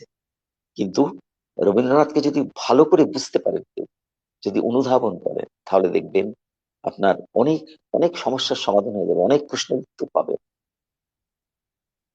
আমি আর বেশি বাড়াবো না, কারণ আমি বোধহয় অনেকটা সময় নিয়ে নিয়েছি। আহ, আমি শেষের দিকে আমি এসে বলবো, দেখুন অবনীন্দ্রনাথ তার চিত্রকলায় ভীষণভাবে চাইনিজ অ্যান্ড জাপানিজ ইনফ্লুয়েন্স চলে এসেছিল। তিনি জাপানি শিল্পীর কাছে ছবি আঁকা শিখেছিলেন। তার এই যে ওয়াশ পেন্টিং, এটা একটা জাপানি বা চাইনিজ আর্টের একটা ফর্ম, একটা স্টাইল। এবং অবনীন্দ্রনাথ কিন্তু তার মধ্যে দিয়ে নানা রকম জীবনের ছবি এঁকেছেন, আহ আহ, ইতিহাসের ছবি এঁকেছেন। তার বিখ্যাত ছবি শাহজাহান, তার সেই দুর্গ থেকে, আহ আহ, দিল্লির লাল কেল্লার দুর্গ থেকে উনি দেখছেন দূরের তাজমহল। হ্যাঁ, সেই যে আহ সেই যে তার কষ্ট, সেটা ছবির মধ্যে এত সুন্দর তা ফুটেছে। এবং আরো অবনীন্দ্রনাথের বিশাল সৃষ্টি, বেশি বলা যায় না, তাহলে অনেক সময় নেয়। নন্দলাল দেখুন, নন্দলাল যে সমস্ত সৃষ্টি করে গেছেন, সবকিছুর মধ্যে কিন্তু একটা অসম্ভব আধ্যাত্মিকতা। তিনি মানুষের গান গেয়েছেন, তিনি জীব জন্তু মানুষ পশু পাখি, মহাভারত রামায়ণ, কি না নিয়ে ছবি এঁকেছেন, কিন্তু সবকিছুর মধ্যে একটা অসাধারণ আধ্যাত্মিকতার প্রকাশ হয়েছে। আমরা একেবারে এদিকে এসে দেখেছি জামিনী রায়ের ছবির মধ্যে, যদিও তিনি একটা পটশিল্পের ধারায় ছবি এঁকে চলেছেন। বা আমাদের পটচিত্র যদি আমরা স্টাডি করি, সে তো বহু প্রাচীন জিনিস, সবকিছু আধ্যাত্মিকতা। তারা যখন গল্প করে করে শোনায় পটশিল্পীরা যাদের গান, তার মধ্যে কিন্তু তাদের মতো করে আধ্যাত্মিক। এই যে গান, গান বলতে মনে করে বাউলের গান, আধ্যাত্মিক তত্ত্বে ভরপুর। সুফিদের গান, এ তো সবই আলটিমেটলি কলা, সঙ্গীত কলার মধ্যে দিয়ে আমরা আধ্যাত্মিকতায় পৌঁছেছি। এইখানেই আর্ট অ্যান্ড স্পিরিচুয়ালিটির একটা অচ্ছেদ্য বন্ধন। আমি শেষ করব এক অসাধারণ শিল্প সৃষ্টির কথা বলে, যেটা বোধহয় একটা ultimate symbol of art, science and spiritualism, যেটা হচ্ছে নটরাজ। সেই তাণ্ডব নৃত্যের নটরাজ। নটরাজকে প্রথম পাওয়া গিয়েছিল কিন্তু কৈলাস টেম্পলে, কিন্তু সেটা প্রস্তরের দেয়ালে তার বা relief, most probably, I am not sure. কিন্তু পরে সেটা দাক্ষিণাত্যে গিয়ে সেটা ব্রোঞ্জ রূপে আবার ফিরে আসে, এবং সে এক অসাধারণ একটা, আমরা যেহেতু ছবি এঁকেছি, আমাদের কাছে হিউম্যান ফিগারের পার্সপেক্টিভস, তার প্রপোর্শন, তার কম্পোজিশন, এই যে নটরাজ এর একটা ফিগার, তার মধ্যে আপনি সবকিছু পাবেন।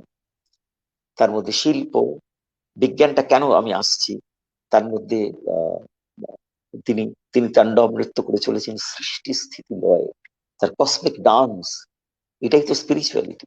তার কসমিক ডান্স তিনি সৃষ্টি করছেন, ধ্বংস করছেন, রাখছেন। ব্রহ্মা, বিষ্ণু, মহেশ্বর সবকিছু এক কিছুর মধ্যে এসে আমাদের আমাদের আত্মচেতনাকে বাড়িয়ে দিচ্ছে, মুক্ত করছে, কোথায় যেন টেনে নিয়ে যাচ্ছে। হ্যাঁ, তার সেই ডমরুধ্বনি, তার সেই হাতে অগ্নি, তার সেই পরাভয়, সে এক অসাধারণ। এবং এক পায়ে তিনি আমাদের যে সমস্ত অশুভতাকে ধ্বংস করছেন। Entire story is there, life story. সব থেকে যেটা আশ্চর্যের, এই বোধ, তিনি যে সৃষ্টি স্থিতি লয়ের ঈশ্বর, বা ঈশ্বরেরও বেশি, হ্যাঁ, ফিনাইট থেকে ইনফিনাইট, সেটা কিন্তু বিশ্বের পদার্থ বিজ্ঞানীরা বুঝতে শুরু করলো। এবং শুধু বুঝতে শুরু করলো না, তার শিওর হলো। এই যে এই যে কসমিক ডান্স যেটা যেটা চলছে, হ্যাঁ, যেটা হচ্ছে আমাদেরকে ধরে রেখেছে, বেঁধে রেখেছে, অথচ আমাদেরকে মুক্ত করার চেষ্টা করছে। সেই কসমিক ডান্স হচ্ছে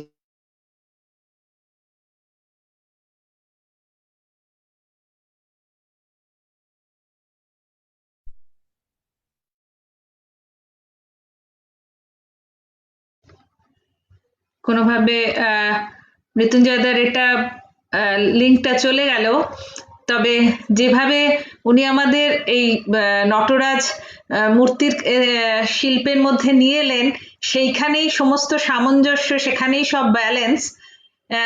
এবং এখানে এই যে রবীন্দ্রনাথ ঠাকুরের কথা বলছেন, সেই প্রাণের ঠাকুরের কাছ থেকে তো আমরা সব পাই। তো ওই সীমার মধ্যে যে একটা অসীমের ছোঁয়া, সেটা কিন্তু আমরা, কি হলো এটা, সঞ্জয় কেন এসে গেল? সরি, প্রবলেম হয়ে যায়।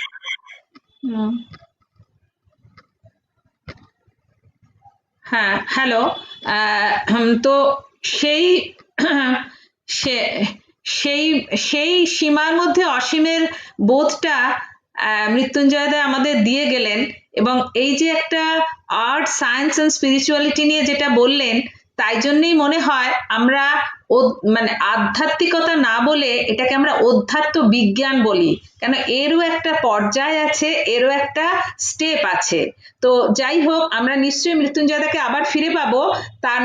তবে এখন আমরা তার সুযোগ্যা কন্যা মধুবনী আছেন, মধুবনীকে আমি রিকোয়েস্ট করব যে এরপরে শিল্পকলা নিয়ে, তার নৃত্য, তার সঙ্গীত এবং তার চিত্রকলা সবকিছুর তার একটা সামঞ্জস্য তার মধ্যে রয়েছে, সেই নিয়ে উনি যদি এবার কিছু বলেন। মধুবনী।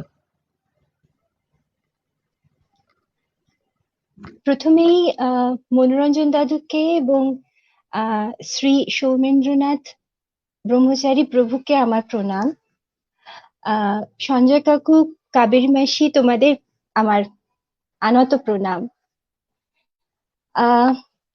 আসলে বাবা যে কথাগুলি বললেন, ওই কথার মধ্যে মোটামুটি সমস্ত ছবিটাই ধরা পড়ে গেছে। আমি তোমাদের সাথে আমার নিজের মানে শিল্পের আঙিনায় আমার যে ঘর বাঁধা, যেটুকু আমার থাকার সুযোগ হয়েছে, সেখান থেকে যে অনুভূতি আমি সঞ্চয় করেছি সেটুকুই আমি বলতে পারি, কারণ সবটাই হলো সেই অবস্থানে থেকে অনুভব করার একটা ছবি, সেটুকুই আমি ভাগ করে নিতে পারি। কারণ এতটা বিস্তারিত জ্ঞান কিন্তু আমার নেই। এক্ষেত্রে বলা যায় যে হ্যাঁ, হ্যালো, আমি একজন নৃত্যশিল্পী, কিন্তু সরি সরি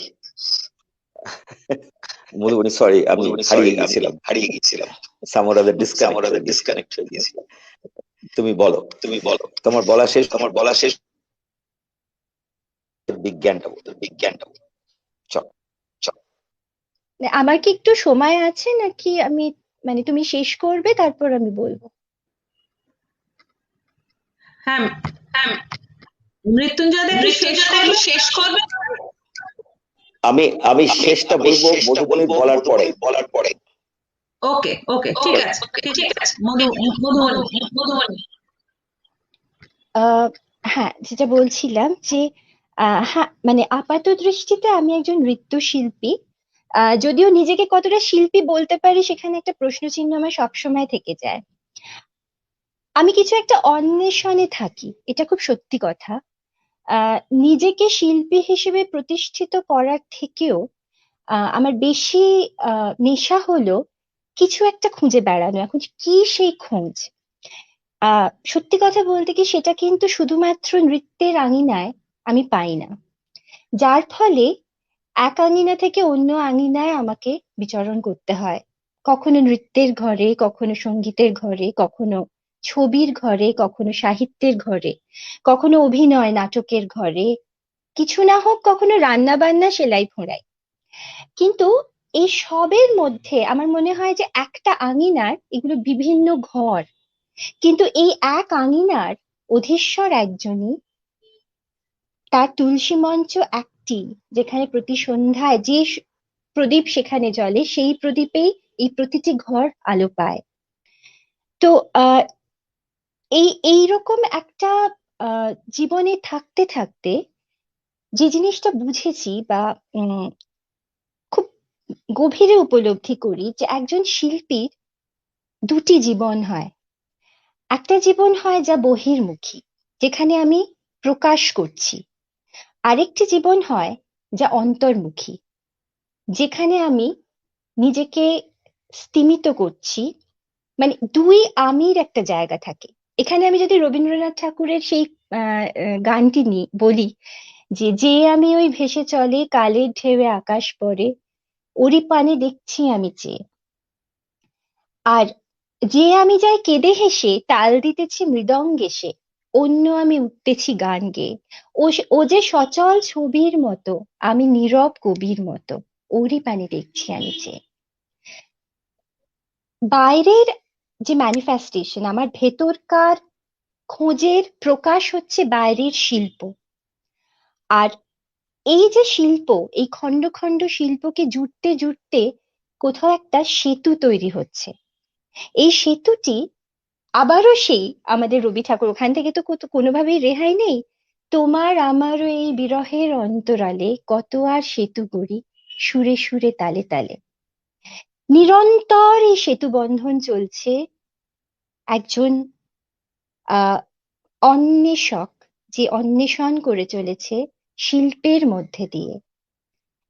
এবং সেই আলো, সেই জ্যোতি, যাকে আমরা হয়তো ঈশ্বর বলছি, যাকে আমরা পরম শক্তি হিসেবে দেখছি, যার কাছে গিয়ে আমরা জুড়াতে চাই। এবং তার সাথে আমার এই মিলন, তোমায় আমায় মিলন হবে বলে, আহ রাত্রি জাগে জগৎ লয় কোলে, উষা এসে পূর্ব দুয়ার খোলে, চির কলস্বরা। এবং পরাণ আমার বধূর বেশে চলে, চির স্বয়ংবরা। উম, ওই ওই এই এই যে সেতু বন্ধনের যে গল্পটি, এটা কিন্তু একজন শিল্পী এবং তার অন্তরের যে সত্তা, যিনি অন্তরে অধিষ্ঠান করছেন, যিনি অন্তরে আছেন, অথচ তাকেই আমাদের খুঁজে বেড়াতে হচ্ছে নিত্যদিন। এবং তাকে যে মুহূর্তে আমরা অনুভব করছি অন্তরে, সেই মুহূর্তে একটা, আমরা কিন্তু চরম বেদনার মধ্যে দিয়ে শিল্প করি, সৃষ্টি করি। যে কোনো সৃষ্টি যখন মা সন্তানকে প্রসব করে, তখন সেটা একটা পরম যন্ত্রণার ভেতর দিয়ে সেই নতুন প্রাণ এই জগতে আসে। একজন শিল্পী যখন তার সৃষ্টিকে প্রসব করে, তখন তার একটা ভয়ানক যন্ত্রণা থাকে, একটা ভয়ানক বেদনা থাকে, এবং এই বেদনা তাকে আস্তে আস্তে উত্তরণের পথে নিয়ে যায়। সেই একটা জায়গায় শিল্প কিন্তু সেই শিল্পীর সর্বস্ব গ্রাস করে। সব দিতে হবে, আমায় যে সব দিতে হবে সে তো আমি জানি, আমার যত বিত্ত প্রভু, আমার যত বাণী। ফলে এই যে এক, মানে আহ বিবেকানন্দ বলেছে, স্বামী বিবেকানন্দ বলেছিলেন যে নৃত্য হলো ধ্যান। নৃত্য কি করে ধ্যান হয় যদি আমরা মনে করি? নৃত্য তো কনস্ট্যান্ট একটা ফিজিক্যাল মুভমেন্টের মধ্যে দিয়ে হচ্ছে। কেন তিনি বলেছিলেন? দেহ যখন চলমান, অন্তর তখন কিন্তু ধ্যানস্থ। এই যে বিপরীত বৈপরীত্য, এই বৈপরীত্যের প্রকাশ হলো কিন্তু এই আধ্যাত্মিকতার জায়গাটি। এই আধ্যাত্মিকতা যা অন্তরে আমাদের অধিষ্ঠান করছেন এবং বারবার আমাদের ঘুরিয়ে দিচ্ছেন সেই পরমের দিকে, নির্দেশ করছেন আমাদের বাইরের গতিময় জীবনের দিকে তাকিয়ে আমাদের অন্তরের সেই আরেক আমি বারবার বলছে যে শান্ত হও, স্থিমিত হও, সংযত হও এবং আনত হও। কার কাছে? কারণ আনত না হলে সেই আলো তুমি নেবে কি করে? এবং সব থেকে বড় কথা, স্বচ্ছ হও। এতটাই স্বচ্ছ হও সেই স্ফটিকের মতন, যার মধ্যে দিয়ে যখন প্রভু তার আলো পাঠাবেন, সেই আলো শত শত রং হয়ে ছড়িয়ে যাবে চতুর্দিকে। এই যে রঙের প্রকাশ, এই রং, এটাই হলো শিল্পের আসল রং, যা কখনো নৃত্যের মধ্যে দিয়ে প্রবাহিত হচ্ছে। আমি যখন ছবি আঁকি, আমি কিন্তু তখন সেই ছবির রেখায় নাচ করি। সেই যে রেখা, তার মধ্যে সেই নৃত্য লুকিয়ে আছে। আমি যখন সেলাই করি, সেই সেলাইয়ের মধ্যে আমি ছবি আঁকি, সেই সেলাইয়ের মধ্যে ছবি লুকিয়ে আছে। আমি যখন লিখি, লেখার মধ্যে দিয়ে আমি কোনো একটা সুরকে টেনে তুলতে চাইছি। আর আমি যখন নাচ করছি, তখন আমি সমস্ত শিল্পকে ছুঁয়ে ছুঁয়ে যাচ্ছি। কারণ নৃত্য হলো সেই আঙিনায় তার বাস, যে আঙিনায় সঙ্গীত বাস করে, যে আঙিনায় চিত্রকলা বাস করে, যে আঙিনায় সব সাহিত্য বাস করে। সবকিছুর সমষ্টিগত এক প্রকাশ হচ্ছে নৃত্যের প্রকাশ, যার জন্য নটরাজ হচ্ছেন এবং নৃত্যের অধীশ্বর, এবং সমস্ত জগৎকে যার জন্য বলা হচ্ছে এই সমস্ত জগৎ হলো নৃত্যপরা, জড় সজীব, সবকিছুর মধ্যে সেই ছন্দ প্রবাহিত হচ্ছে। মানে যেটা পরে বাবা বলবেন, নটরাজের ছন্দ, নটরাজের যে জটাজাল থেকে যে কুলকুণ্ডলিনী তার জাগ্রত, যেখান থেকে সেই গঙ্গা হয়ে প্রবাহিত হচ্ছে, যা যা চিৎ শক্তি, যা অনন্ত, যার গতি, বহমানতা আমাদের, তবেই তো তিনি মহাকাল, যিনি অনন্ত বহমান, এবং সেখানে তিনি আমাদের ভাসিয়ে নিয়ে চলেছেন। মোর সংসারে তাণ্ডব তব কম্পিত জটা জালে, লোকে লোকে ঘুরে এসেছি তোমার নাচের ঘূর্ণি তালে। ওগো সন্ন্যাসী, ওগো সুন্দর, ওগো শঙ্কর হে ভয়ঙ্কর, যুগে যুগে কালে কালে সুরে সুরে তালে তালে, জীবন মরণ নাচের ডমরু বাজাও জলদ মন্দ্রে। ফলে প্রতিনিয়ত, আমার মনে আছে একটা কোনো সভায় আমাকে রবীন্দ্র চিন্তায় রবীন্দ্রনাথের নটরাজ চিন্তা নিয়ে বলতে বলা হয়েছিল। তো সেখানে নৃত্যের, তো সেখানে একজন অত্যন্ত বিদগ্ধ, একজন আমার অত্যন্ত শ্রদ্ধেয় একজন জেঠু, আমি খুব চেয়েছিলাম যে তিনি আসুন, কারণ আমার ভুলগুলো যাতে তিনি ধরিয়ে দিতে পারেন। কিন্তু পরে শুনলাম ওনার নাচ খুব একটা পছন্দ না বলে উনি আসেননি। তো যখন এই এই ব্যাখ্যাটা যখন বলছিলাম, মানে যেটা অনুভব করছি, এবং এই অনুভূতিটা অদ্ভুত ভাবে শুধু যে আমার নাচের ঘরে দাঁড়িয়ে আমি করি তা নয়, কিন্তু আমি শেষবারও যখন কাশিতে গেছিলাম, মণিকর্ণিকার ঘাটে দাঁড়িয়ে আমি যখন সেই জ্বলন্ত চিতার আগুনের নাচ দেখছিলাম, সেখানে কিন্তু সেই নৃত্যে মহাকাল নৃত্য করছিলেন, ভৈরবী নৃত্য করছিলেন, জীবন নৃত্য করছিল, এবং তাতে শব্দ যোগাচ্ছিলেন রবীন্দ্রনাথ। তো এই যে প্রতিনিয়ত এই যে একটা নৃত্যলীলা, এবং সামনে দিয়ে যখন গঙ্গার উপর দিয়ে জীবন বহমান, নতুন বউ বর নৌকো করে যাচ্ছে, বা কোনো বাচ্চাকে কোলে নিয়ে সদ্যজাত শিশুকে কোলে নিয়ে যাচ্ছে, এটাও তো জীবনের নৃত্য। আমার একদিকে মৃত্যু নৃত্য করছে তার মতন করে, আমার একদিকে জীবন নৃত্য করছে তার মতন করে, আর তার মাঝখানে আমরা সৃষ্টি করে চলেছি প্রতিনিয়ত। আমরা সেই অদ্ভুত ছন্দে আমরা সৃজন করছি, আমরা তার থেকে নিয়ে তাকে ফিরিয়ে দেওয়ার চেষ্টা করছি, তাকে পাবার চেষ্টা করছি, তাকে জড়িয়ে ধরার চেষ্টা করছি। প্রতিনিয়ত এক একটা মুহূর্ত আসে, হয়তো সেটা মঞ্চে আসে না, মঞ্চে কখনো যার জন্য মঞ্চে আমায় খুব টানে না আর, কারণ মঞ্চে একটা অদ্ভুত আমিত্ব কাজ করে। আমি অমুক অমুক, আমি হাত ঘোরালে সবাই দেখবেন, আমাকে কতটা সুন্দর দেখাতে পারে, আমাকে কতটা, এই যে একটা আমিত্ব, সেটাকে ওভার পাওয়ার করছে আমার সেই সহজতাটা, আমার সেই আধারকে, যার জন্য আমি পূর্ণ হচ্ছি না। কিন্তু একলা ঘরে যখন আমি আহ নাচছি, বা আমি যখন ছবি আঁকছি, এক একটা মুহূর্ত আসে এত ক্ষণিক, যে মুহূর্তটা সেই জ্যোতি, সেই বিন্দুটাকে স্পর্শ করে যায়, এবং তখন মনে হয় আর বুঝি আমার কিছু পাওয়ার নেই, আমার সব পাওয়া সাঙ্গ করে দিয়েছেন তিনি, কারণ তিনি গ্রহণ করছেন আমাকে। মানে তিনি হলেন আমাদের দাতা, আমরা হলাম গ্রহিতা। কিন্তু এক্ষেত্রে যখন আমি নিজেকে উজাড় করে তাকে ফিরিয়ে দিচ্ছি, তখন কিন্তু তিনিও মাঝে মাঝে গ্রহিতা হয়ে যাচ্ছেন, তিনিও কিন্তু তখন আমাদের গ্রহণ করছেন সেইভাবে। এবং এর মাঝখানে যেটা কাজ করছে সেটা হচ্ছে শিল্প, অদ্ভুতভাবে সেটা হচ্ছে শিল্প। এখানে আহ একটা আহ একটা একটা একটা জিনিস আমি খুব সম্প্রতি পড়ছিলাম, উপনিষদে এমন এক নারীর কথা বলা হয়েছে। এই নারী হচ্ছেন অভ্রূণ ঋষির কন্যা, বেদপ্রজ্ঞা বাক। উপনিষদ না, বেদপ্রজ্ঞা বাক, যিনি আহ কোটি কোটি জ্যোতির সমন্বয় সৃষ্টি, এবং কোটি কোটি জ্যোতি, মানে জ্যোতি যখন এক নারী দেহ পেল, সেই নারী কিভাবে এলেন? তিনি কিন্তু স্বয়ম্ভু হলেন না। এই যে শিল্পের প্রকাশ, এগুলো কিন্তু এক একটা স্বয়ম্ভু।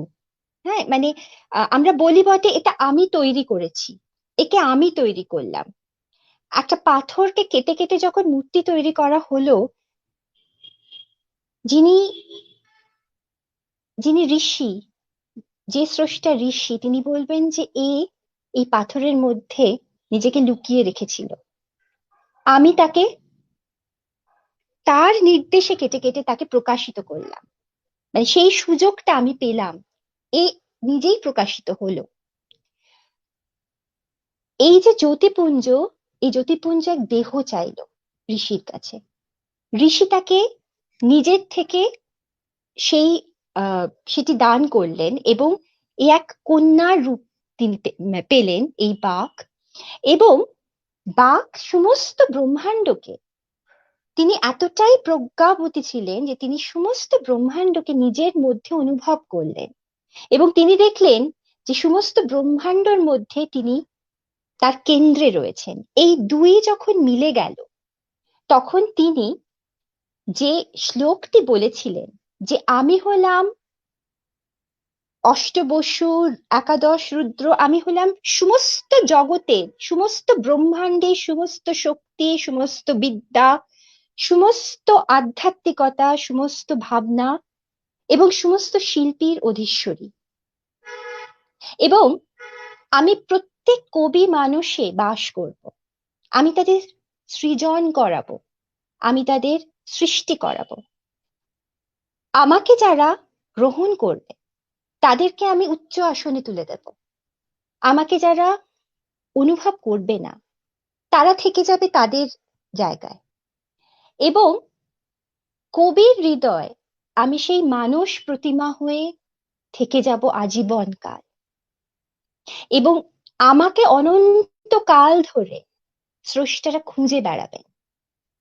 আশ্চর্যভাবে রবীন্দ্রনাথকে যত আমরা পড়বো, জানবো, আমরা দেখব, তার যে কনস্ট্যান্ট খুঁজে বেড়ানো, এবং এক এক সময় তিনি যন্ত্রণায় বলছেন যে মানে তুমি এত নিষ্ঠুর কেন, কেন তুমি ধরা, হে মোহিনী হে নিষ্ঠুরা, ওরে রক্ত লোভাতুরা, কেন তুমি আমাকে এরকম ভাবে দীর্ণ করছো, বিদীর্ণ করছো, তুমি কেন ধরা দাও না আমার কাছে?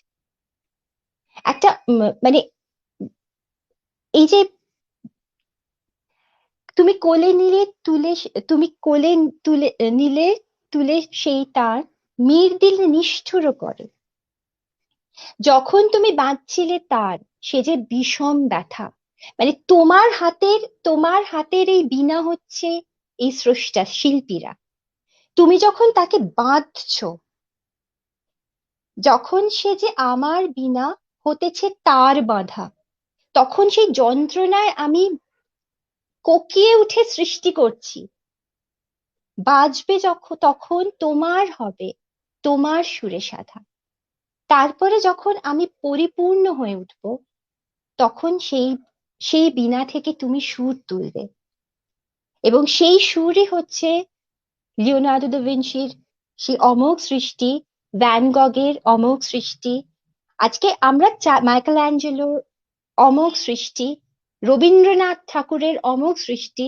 মাইকেল মধুসূদন দত্তের অমোঘ সৃষ্টি, যত স্রষ্টা আছেন এই পৃথিবীতে, প্রত্যেকে প্রত্যেকে কিন্তু একজনকে খুঁজে গেছেন, এবং এই যে খুঁজে চলা, এই খুঁজে চলাটাই হচ্ছে সেই জার্নি যা আমি আমার অন্তরের অন্ধকারে ঢুকে যাচ্ছি। এই অন্ধকার কিন্তু কোনো নেগেটিভিটি নয়, এই অন্ধকার হলো সেই ক্যানভাস যেখানে আলোর প্রকাশ, অন্ধকারের উৎস হতে উৎসারিত আলো, সেই তো তোমার আলো, সকল দ্বন্দ্ব বিরোধ মাঝে জাগ্রত যে ভালো, সেই তো তোমার ভালো। তাই এই বাককে আমরা পাই বেদে, এবং আমরা বাক সূক্তে তার এই বর্ণনা পাই, এবং আশ্চর্যভাবে আমরা দেবী সূক্তে, চণ্ডীতে যখন দেবী নিজের আত্মপরিচয় দিচ্ছেন দুর্গা, তখন তিনি কিন্তু এই স্তোত্রটি বলছেন, এবং যেখানে তিনি মানে বাক যে পরিচয় নিজেকে পরিচিত করিয়েছিলেন, যে সমগ্র ব্রহ্মাণ্ড আমার অন্তরে আমি ধারণ করছি, এবং আমার থেকে সমস্ত ব্রহ্মাণ্ড সৃজন হচ্ছে, এবং যারা আমাকে তাদের অন্তরে ধারণ করবে, যে কবি, যে স্রষ্টা আমাকে তার অন্তরে ধারণ করবে, সে অনন্তকাল হিরণ্যগর্ভ নিয়ে ঘুরবে, সে অনন্তকাল সৃজন করবে, এবং সেই সৃজনের পথ ধরে, সৃজনের পথ যাবে, সেই সৃজনের পথটি হচ্ছে সেই আধ্যাত্মিকতার পথ, যে পথ আমাদের নিয়ে পৌঁছে দেয় পরমের কাছে। এটাই আমার উপলব্ধি, এটাই আমার ভীষণ গভীরের উপলব্ধি। মধুবনী যে কথা সেটা খুবই একদম অন্তরের উপলব্ধি থেকে আমরাও সেটা বুঝতে পারলাম। তবে একটা জিনিস আমি তোমার কাছে জিজ্ঞাসা, সেটা হচ্ছে এই যে দেবী সূক্তের বাক্যে তুমি প্রকাশ করলে, তুমি যেটা বলছো মঞ্চে যখন আসছে তখন একটা তোমার মধ্যে আমিত্ব কাজ করে, সেই জন্য সেখানে সেই সৃষ্টিটার মধ্যে কিন্তু বহির্মুখী প্রকাশটা বেশি হয়ে যায়, আমিত্ব বেশি হয়ে যায়। কিন্তু আমাদের এই নন্দন তত্ত্বের মধ্যে তো একটা আনন্দ, একটা বিশাল ব্যাপার, এই আনন্দ থেকেই তো তার সৃষ্টি। তো এই সৃষ্টির মধ্যে তুমি নিজে যেমন আনন্দ পাচ্ছ, কোনোভাবে কি সেটা জগতের মানে বা দর্শক বা শ্রোতাদের মধ্যে সেই আনন্দটা যুক্ত করা, এটাও কি একটা কাজ থাকে কিনা, সেটা একটু নিশ্চয়ই তুমি একটু বলবে। এবং তোমার যে কিছু কিছু কাজ, অন্য আমি, এখানে যে তুমি নিজেকে আলাদা করে যেভাবে আর কি তুমি দেখিয়েছো, সেটা যদি একটু ছোট ছোট করে বলো। এইটা আমার একটা তোমার কাছে জিজ্ঞাসা। আর একটা তোমার কাছে আমার জিজ্ঞাসা, যেটা আমরা দেখে খুব মুগ্ধ হয়েছিলাম, এই আমাদের নন্দন তত্ত্বের মূল, নন্দন তত্ত্ব মানে যা কিছু শিল্প, যা কিছুর মধ্যে 9টা রসই হচ্ছে মূল। এই 9টা রসকে তুমি 9টা নায়িকা, এই আজকে যেমন তুমি বাঘকে নিয়ে এরকম প্রকাশ করলে, ঠিক সেই রকম আমার ভেতর থেকে এই যে 9টা রসের যে 9জন নায়িকাকে তুমি প্রকাশ করেছিলে বা মানে তার সঙ্গে সিমিলার এটা দেখিয়েছিলে, ওইটা যদি তুমি একটুখানি প্রেজেন্ট করো, আমার মনে হয় দর্শকরা তাহলে খুব আনন্দিত হবেন আর কি। অবশ্যই আমি চেষ্টা করছি। তুমি যেটা প্রথম আমায় জিজ্ঞেস করলে, আহ আসলে মঞ্চ হলো, মঞ্চ দুটি মঞ্চ আছে। একটা মঞ্চ হলো যে মঞ্চে ধরো 30 ফুট বাই 40 ফুটের একটা মঞ্চ, যেখানে আর্ক লাইট এসে আমার শরীরে পড়ছে, যেখানে দর্শকরা রয়েছেন, আহ তারা মানে শিল্পের একটি রূপকে দেখার জন্য সেখানে এসেছেন। তারা বোদ্ধা, তারা ভালোবেসে এসেছেন। এমন নয় যে সবাইকে বোদ্ধা হতেও হবে, অনেকে আছেন যারা উপলব্ধি দিয়ে ভালোবাসেন। তো সেখানে যখন একজন শিল্পী এসে দাঁড়াচ্ছেন সেই মঞ্চের মধ্যে, তাকে কিন্তু আনন্দ নিয়ে আসতে হবে ওই জগৎ থেকে, সেই আধ্যাত্মিক জগৎ থেকে আনন্দকে টেনে আনতে হবে। সেই আনন্দ স্রোতস্বিনী হয়ে তার আধার দিয়ে বয়ে দর্শকের কাছে পৌঁছবে। একজন শিল্পীকে মাথায় রাখতে হবে যে আমি হলাম একটি মাধ্যম, বই আর কিচ্ছুটি নয়। আমার দেহ হলো একটা মাধ্যম, যার মধ্যে দিয়ে পরাবাস্তবের এক রূপ। শিল্পকলা কিন্তু পরাবাস্তবের এক অদ্ভুত, একটা অ্যাবস্ট্রাক্ট রূপ, যা আমার মধ্যে দিয়ে প্রবাহিত হবে, এবং আমাকে হতে হবে একটা আধারের মতো, যা খালি। তাকে পূর্ণ করতে করতে যেতে হবে যেখান থেকে আমার সামনে যারা রয়েছেন, যারা আমার সাথে এক হতে এসেছেন, সেখানে কিন্তু আমি হচ্ছি তাদের ব্রিজ, তাদের সাথে সেই শিল্প সেখানে কিন্তু ঈশ্বরী স্বয়ং যোগ ঘটাচ্ছি আমি মাঝখানে দাঁড়িয়ে।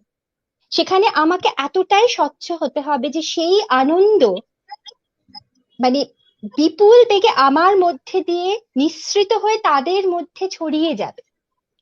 কিন্তু এই জায়গাটাতে পৌঁছতে গেলে একটা, ওই যে আবারও বললাম না যে আমার বাইরে যে নৃত্য, আমার অন্তর কিন্তু যদি ততটাই চঞ্চল হয়, আমি সেটাকে নিয়ে আসতে পারবো না। আমার অন্তর হবে কিন্তু আমার পাত্রটি হবে কিন্তু স্থির। তাকে আমি যদি নাড়াই, সে তো ছলকে যাবে। সেই যে স্থিরতা, সেই স্থির সে অন্তর আমার তাকে ভরবে। আর আমার দেহের চঞ্চলতা, আমার দেহের মানে আমার নৃত্যের যে সাবলীলতা, সে তাকে প্রবাহিত করবে। ফলে এই দুটিকে একটা জায়গায় এনে ধরা, এটা কিন্তু একটা অদ্ভুত সাধনা। এবং আমার ভীষণ মনে হয় যে আমরা যারা শিল্পী, হ্যাঁ, এই সাধনা যারা করেছেন, কিছুক্ষণ আগে বাবা বললেন বিরজু মহারাজজির কথা, আমি নিজে দেখেছি। গুরু কেরুচরণ মহাপাত্র, তিনি বসে রাধা চুল বাঁধা সেটি তিনি দেখাচ্ছেন। এবং আমি এটাও শুনেছিলাম আমার যিনি অভিনয়ের গুরু ছিলেন, পদ্মভূষণ কলানিধি নারায়ণন, ওনার কাছে, যে উনি ওরকম বিদেশে একটা জায়গায় সেখানে ওই রাধার কেশবন্ধন করছেন। অনুষ্ঠান হয়ে যাবার পর একটি ছোট ছেলে, সে যখন কাছে গিয়ে তাকে বলছে যে তোমার যে এত চুল ছিল সেগুলো কোথায় গেল, তার মানে কি তার দর্শন হচ্ছে, তার মানে কি সেই দিব্য দর্শনের জায়গায় পৌঁছে যাচ্ছে। এটা কারা সেই জায়গায় নিয়ে যেতে পারবেন? এরাই তো সাধক। কেন বলা হয় যে শিল্প হলো সাধনার বিষয়? এইটাই উপনিষদের একটা ব্রিজ, যেটাকে বলি, হ্যাঁ, যেটাকেই আমরা ঋত বলি। এবং তুমি বলো। সেইটাকে রবীন্দ্রনাথ বারবার ওই ওই গানটা আমার সবসময় মাথার মধ্যে ঘোরে, যে তোমার আমার ওই বিরহের, এই যে আমি তোমার কাছে পৌঁছতে পারছি না, আমি শুধু ওই মঞ্চের ওই ওই ওইটুকুর মধ্যে নিজেকে আটকে ফেললাম। বিরহেরও অন্তরালে কত আর সেতু বাঁধি, সুরে সুরে তালে আমি কনস্ট্যান্ট চেষ্টা করে যাচ্ছি তোমার কাছে ওইটাকে পেরিয়ে যেতে। ওই জায়গাটাকে যদি আমি পেরিয়ে গেলাম, আমি কিন্তু ওই জ্যোতি সমুদ্রে চলে গেলাম। কিন্তু মঞ্চ যে শুধু 30x40 তো নয়, আমাদের এই সমগ্র পৃথিবী হচ্ছে এক বৃহৎ মঞ্চ, যেখানে প্রতিনিয়ত কিন্তু আমি মধুবনী হিসেবে নাচছি না, আমি এই মঞ্চের আরো কোটি কোটি মানে মানে নৃত্যপরা প্রাণের একজন আমি। এবং আমি শুধু নিজে করছি না, আমি দেখছি। অবজারভেশন হচ্ছে ভীষণ ইম্পর্টেন্ট শিল্পের ক্ষেত্রে। প্রতিনিয়ত আমাদের দেখতে হবে, আমাদের প্রত্যেককে দেখতে হবে। আমাদের শিল্পীদের মধ্যে একটা অদ্ভুত, আমি নিজের অভিজ্ঞতা থেকে দেখেছি যে আহ একজনের নাচ আরেকজন দেখছেন না, এরকম ভাবে বসে আছেন। আমাকে প্রতি মুহূর্তে দেখতে হবে। এই যে অবজারভেশন, যখন রাস্তা দিয়ে একটি মানুষ হেঁটে যাচ্ছে, আমি কিন্তু তার মধ্যে ছন্দ খুঁজছি। যখন একটা পাতা ঝরে পড়ে যাচ্ছে হেমন্তের শেষে, আমি কিন্তু তার মধ্যে ছন্দ খুঁজছি। আমার পাশে একটা দোয়েল পাখি বসে যখন এদিক ওদিক খাড়, আমি তার মধ্যেও ছন্দ খুঁজি। এটা আমাকে মানে আমি করব, কারণ আমিও এই ছন্দের একজন। এই সমস্ত ছন্দগুলো আমার মধ্যে, এবং আমার ছন্দ এই সবের মধ্যে প্রকাশিত। সেই জন্য আহ এই এই যে আনন্দটা, জানো, এটা একটা দৈবী আনন্দ। এবং এই দৈবী আনন্দকে যখন মঞ্চ থেকে প্রবাহিত করা হবে, তখন সেই আধারকে পুড়তে হবে, পুড়ে পুড়ে তাকে সেই জায়গায় তৈরি হতে। আমার মনে হয় না আমরা কেউ সেই জায়গায় পৌঁছতে পেরেছি। হয়তো আমরা বুঝতেই পারিনি যে কতটা আমাদের পড়ার প্রয়োজন আছে। আমরা বড্ড বাহ্যিক জীবনে নিজেদের হারিয়ে ফেলছি। শুধু ওই কিছু রবীন্দ্রনাথের কথা আছে না, যে আমার পায়ে চরণ কিন্তু পাইনি তোমারে, দাঁড়িয়ে আছো তুমি আমার গানের ওপারে। দেখো, তুমি ওই পার একটা ব্যাপার আছে সবসময়, যেটাকে পেরিয়ে যাবার একটা চেষ্টা, কনস্ট্যান্ট একটা চেষ্টা চলছে।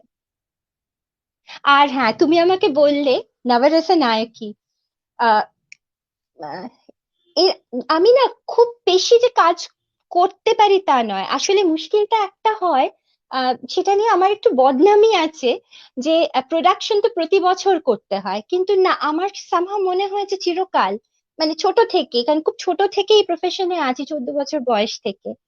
আহ এই যে আহ যখন অন্য আমি চিত্রাঙ্গদা অবলম্বনে অন্য আমি হলো, রঙ্গনায়কের জন্য হলো, এগুলো প্রথমত জীবন থেকে উঠে এসে, জীবন থেকে নিয়ে নিয়ে আমার জীবনের ঘাত প্রতিঘাত, আমার দুঃখ আমার সুখ যখন আমাকে যেভাবে আহ তাড়িত করেছে, তখন তাকে আমি সেভাবে একটা রূপ, ভাষা দেবার চেষ্টা করেছি।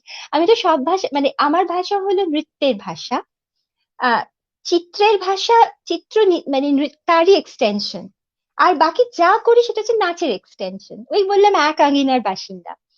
তো আহ তখন না সবসময় মনে হতো এই যে জার্নিটা, স্ক্রিপ্ট লেখার দিন থেকে শুরু হতো, এবং তারপরে যে তখন তার মিউজিক হলো, তার আহ, ভালো লাগা মন্দ লাগা, যন্ত্রণা, সুখ দুঃখ, প্রেম ব্যথা, এক একটা প্রোডাকশন আমার 3 বছর 4 বছর ধরে তৈরি হয়েছে শুধু।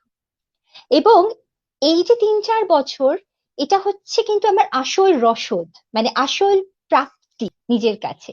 মানে এই নয় যে আমি সেটা কোথাও পারফর্ম করে সেখান থেকে কি অর্থ আমার আসবে, সেই অর্থর কোনো প্রয়োজন আমি বোধ করিনি কোনোদিন, কারণ আমি পরমার্থ পেয়ে গেছি তার আগে। ওই যে চলাটা, এবং একটা নেশার মতো, এটা একটা নেশা। কি অন্য আমি, কি রঙ্গনায়কের জন্য, কি রক্তকরণ, মানে 5 বছর লেগেছিল রক্তকরবী মঞ্চে নিয়ে আসতে। ইচ্ছে করে ওই সময়টা কাটাই, কারণ তার সাথে জুড়ে থাকা যায়, প্রতিনিয়ত ওইটার মধ্যে থাকা। এবং থাকাটা কিন্তু খুব সুখের থাকা না, কনস্ট্যান্ট একটা তাড়নার মধ্যে থাকা। মানে এখনো হয় যখন আহ কিছু একটা করতে, কিছু না হয়, একটা একটা পুতুল তৈরি করবো, কিন্তু একটা তাড়না, মানে ওটা করে ফেলতে হবে, যতক্ষণ না হচ্ছে একটা না কষ্ট, একটা তীব্র একটা যন্ত্রণা হয় ভেতরে। ফলে ওই 4 বছর ওই যন্ত্রণাটা ভোগ করে তারপরে মঞ্চে গিয়ে আমার কিন্তু ওই অধ্যায়টা শেষ হয়ে যায়। তখন যে মুহূর্তে এটা হয়ে গেল তখন সেটা সবার হয়ে গেল। ওই ওই যেমন মানে 9 মাস ধরে নিজের গর্ভে সন্তানকে বড় করার পর যখন সে বেরিয়ে জগতের আলোতে চলে গেল, তখন কিন্তু সে তার অনেক পরিচয় হয়ে গেল।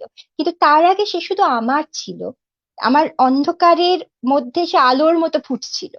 প্রত্যেকটা কাজই মোটামুটি এইভাবে যায়, যার জন্য আমি খুব বেশি কাজ করতে পারি না, কারণ ওইটা না মানে ওইটা প্রয়োজন না হলে কিন্তু ওটা সাজানো হয়ে যাবে বিষয়, মানে মেকি হয়ে যায় ভীষণ, যে এটা করতে হবে বলে করা, তার কোনো প্রয়োজন আমার নেই। এর থেকে পাওয়ার আমার ওই একটাই আছে, ওই জার্নিটা, যার মধ্যে এই উত্থান পতনের মধ্যে এই যে ঢেউয়ে ভেসে চলা, হ্যাঁ মানে সেটাই হচ্ছে পাওয়া। তো নবরসে নায়কই হলো, আমার তখন 18 বছর বয়স যখন নবরসে নায়কই কম্পোজিশন এবং তৈরি হয়েছিল ডোভেলিন মিউজিক কনফারেন্সের জন্য। তো আমার মনে হয়েছিল, যেহেতু পুরাণ পড়েছি, আমার পড়াশোনাটা যেহেতু অন্যভাবে হয়েছিল, আহ পুরাণে যে যে নারী চরিত্র আমার ভীষণ পছন্দের, তাদের তুলে এনে 9জন আহ নারী চরিত্রকে নিয়ে 9টা রসের প্রকাশ। তো এখানে যেমন শৃঙ্গারে ছিল সীতা, আহ হাস্যমে ছিল দ্রৌপদী, এবং এই জায়গাগুলো সীতা যখন প্রথম রামকে দেখছেন, বা দ্রৌপদী যখন দুর্যোধন স্ফটিকের ওইখানে পড়ে যায় এবং সেটা দেখে যে দ্রৌপদীর হাসি, বা কুন্তী যখন প্রথম হিড়িম্বাকে দর্শন মানে পুত্রবধূ হিসেবে দেখে তার যে বিভৎস রস, যে মানে বিভৎসতার প্রকাশ, বা কন্নগী একজন দাক্ষিণাত্যের এক মহীয়সী নারী, যিনি তার যার রোষে মাদুরাই নগরী পুড়ে গেছিল তার স্বামীকে অন্যায়ভাবে হত্যা করা হয়েছিল বলে, বা যশোধরা যিনি বুদ্ধের কাছে নিজেকে নিবেদন করেছিলেন, মানে শান্তি, যেটা শান্তম যে জায়গাটাতে আসে। তো এরকম ভাবে অদ্ভুতমে ছিলেন যশোদা, যখন তিনি কৃষ্ণের মুখের মধ্যে সমস্ত জগৎকে বিশ্বরূপ দর্শন করছেন, মায়ের যে একটা অদ্ভুত রস। বীরমে ছিলেন চিত্রাঙ্গদা, যখন তিনি অর্জুনের কাছে নিজের পরিচয় ব্যক্ত করেন।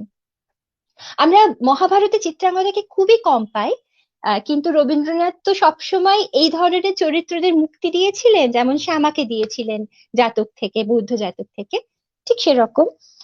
তো এইভাবে জিনিসটা তৈরি হয়েছিল। তো আমি আহ মানে আমি একদম প্রস্তুত নই, আর এইভাবে তো করাটাও খুব মুশকিল হয়। আমি জাস্ট বসে সীতার অংশ, প্রথম যে মানে ইয়েটা আমি চেষ্টা করছি।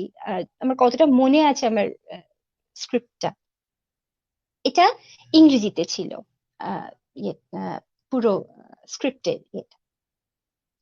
এখানে মানে সকালবেলা সীতা মানে সীতা বলছেন যে কিভাবে প্রথম রামের সাথে তার দেখা হয়। I met him on a golden dawn in the garden of Mithila. I was running to the temple when I was lured by Mother Nature. The morning breeze wrapped me in its arms. The Ashoka tree showered me with its flowers. The birds trilled their sweetest song. And my heart, oh, my heart danced with joy. Suddenly I felt a presence. I looked up and looked into the eyes of Rama, Prince of Ayodhya, tall, brave, radiant like the morning sun. I could not move my eyes from him. I was lost forever. I knew him. I knew him for a very long time, and he knew me. I could see in his smile my name, Sita, Princess of Mithila, daughter of King Janaka. এরপরে music শুরু হয় এবং তারপরে এটাকে elaborately দেখানো হয়। তো এইভাবে পর পর পর পর গিয়ে নবরসে নায়ক। তো এভাবে করা মানে এটা অসম্ভব একটা ব্যাপার, কারণ আমার হাত সব বেরিয়ে চলে যাচ্ছে। কিন্তু আসলে এটাও একটা মজা যে আমাদের শাস্ত্রীয় নৃত্যের আসল মানে আমরা যে চরিত্রগুলোকে কেন্দ্র করে তৈরি করি সবই কিন্তু দেব দেবীদের। কিন্তু দেবদেবীদের মধ্যেই তো মানব মানবীদের অংশ ছড়িয়ে ছিটিয়ে আছে। মানে দেবত্বে উন্নীত হয় মানব, মানব জন্মই তো অতি মানবে উন্নীত হয়ে দেবত্বে চলে যায়। কৃষ্ণ তো মানব রূপে এসেছিলেন, তারপরে তিনি পরম পুরুষ হয়ে গিয়েছিলেন। তো ফলে সেখানে কিন্তু দৈনন্দিন জীবনের গল্প লুকিয়ে থাকে। আজকে শিব হর পার্বতীর প্রেমের মধ্যে কিন্তু একটি সাধারণ ছেলে মেয়ের গল্প লুকিয়ে থাকে। আজকে রাধা আর কৃষ্ণের আহ ইয়াহি মাধবে ইয়াহি কেশবে যখন রাধা রেগে বলছেন, সেখানে কিন্তু একটি সাধারণ মেয়ে যখন তার প্রেমিককে দেখে দ্বিচারিতা করতে, সেও কিন্তু রেগে ঠিক ওইভাবেই কথাটা বলে যে দেখো একে, হ্যাঁ একটা কথা আমার সাথে তুমি বলতে এসো না। এই যে এই যে জিনিসটা, এটাই কিন্তু আহ ঈশ্বরের সাথে মানুষকে মিলিয়ে, ভক্তকে মিলিয়ে দিচ্ছে প্রতিনিয়ত। এবং তার মাঝখানে অন্তঃসলীলা ভাবে যেটা বয়ে চলেছে সেটা হচ্ছে সৃজন, কালের সাথে, মহাকালের সাথে প্রতিনিয়ত সৃষ্টি বয়ে চলেছে। এবং আমরা যারা এই সৃষ্টির ঘরে নিজেদের মানে ক্ষুদ্র একটা অংশে নিজেদের টিকিয়ে রাখার চেষ্টা করি, বলবো যে এটা আমাদের অনেক অনেক জন্মের মানে ভাগ্য যে সেই সুযোগটা আমরা পেয়েছি।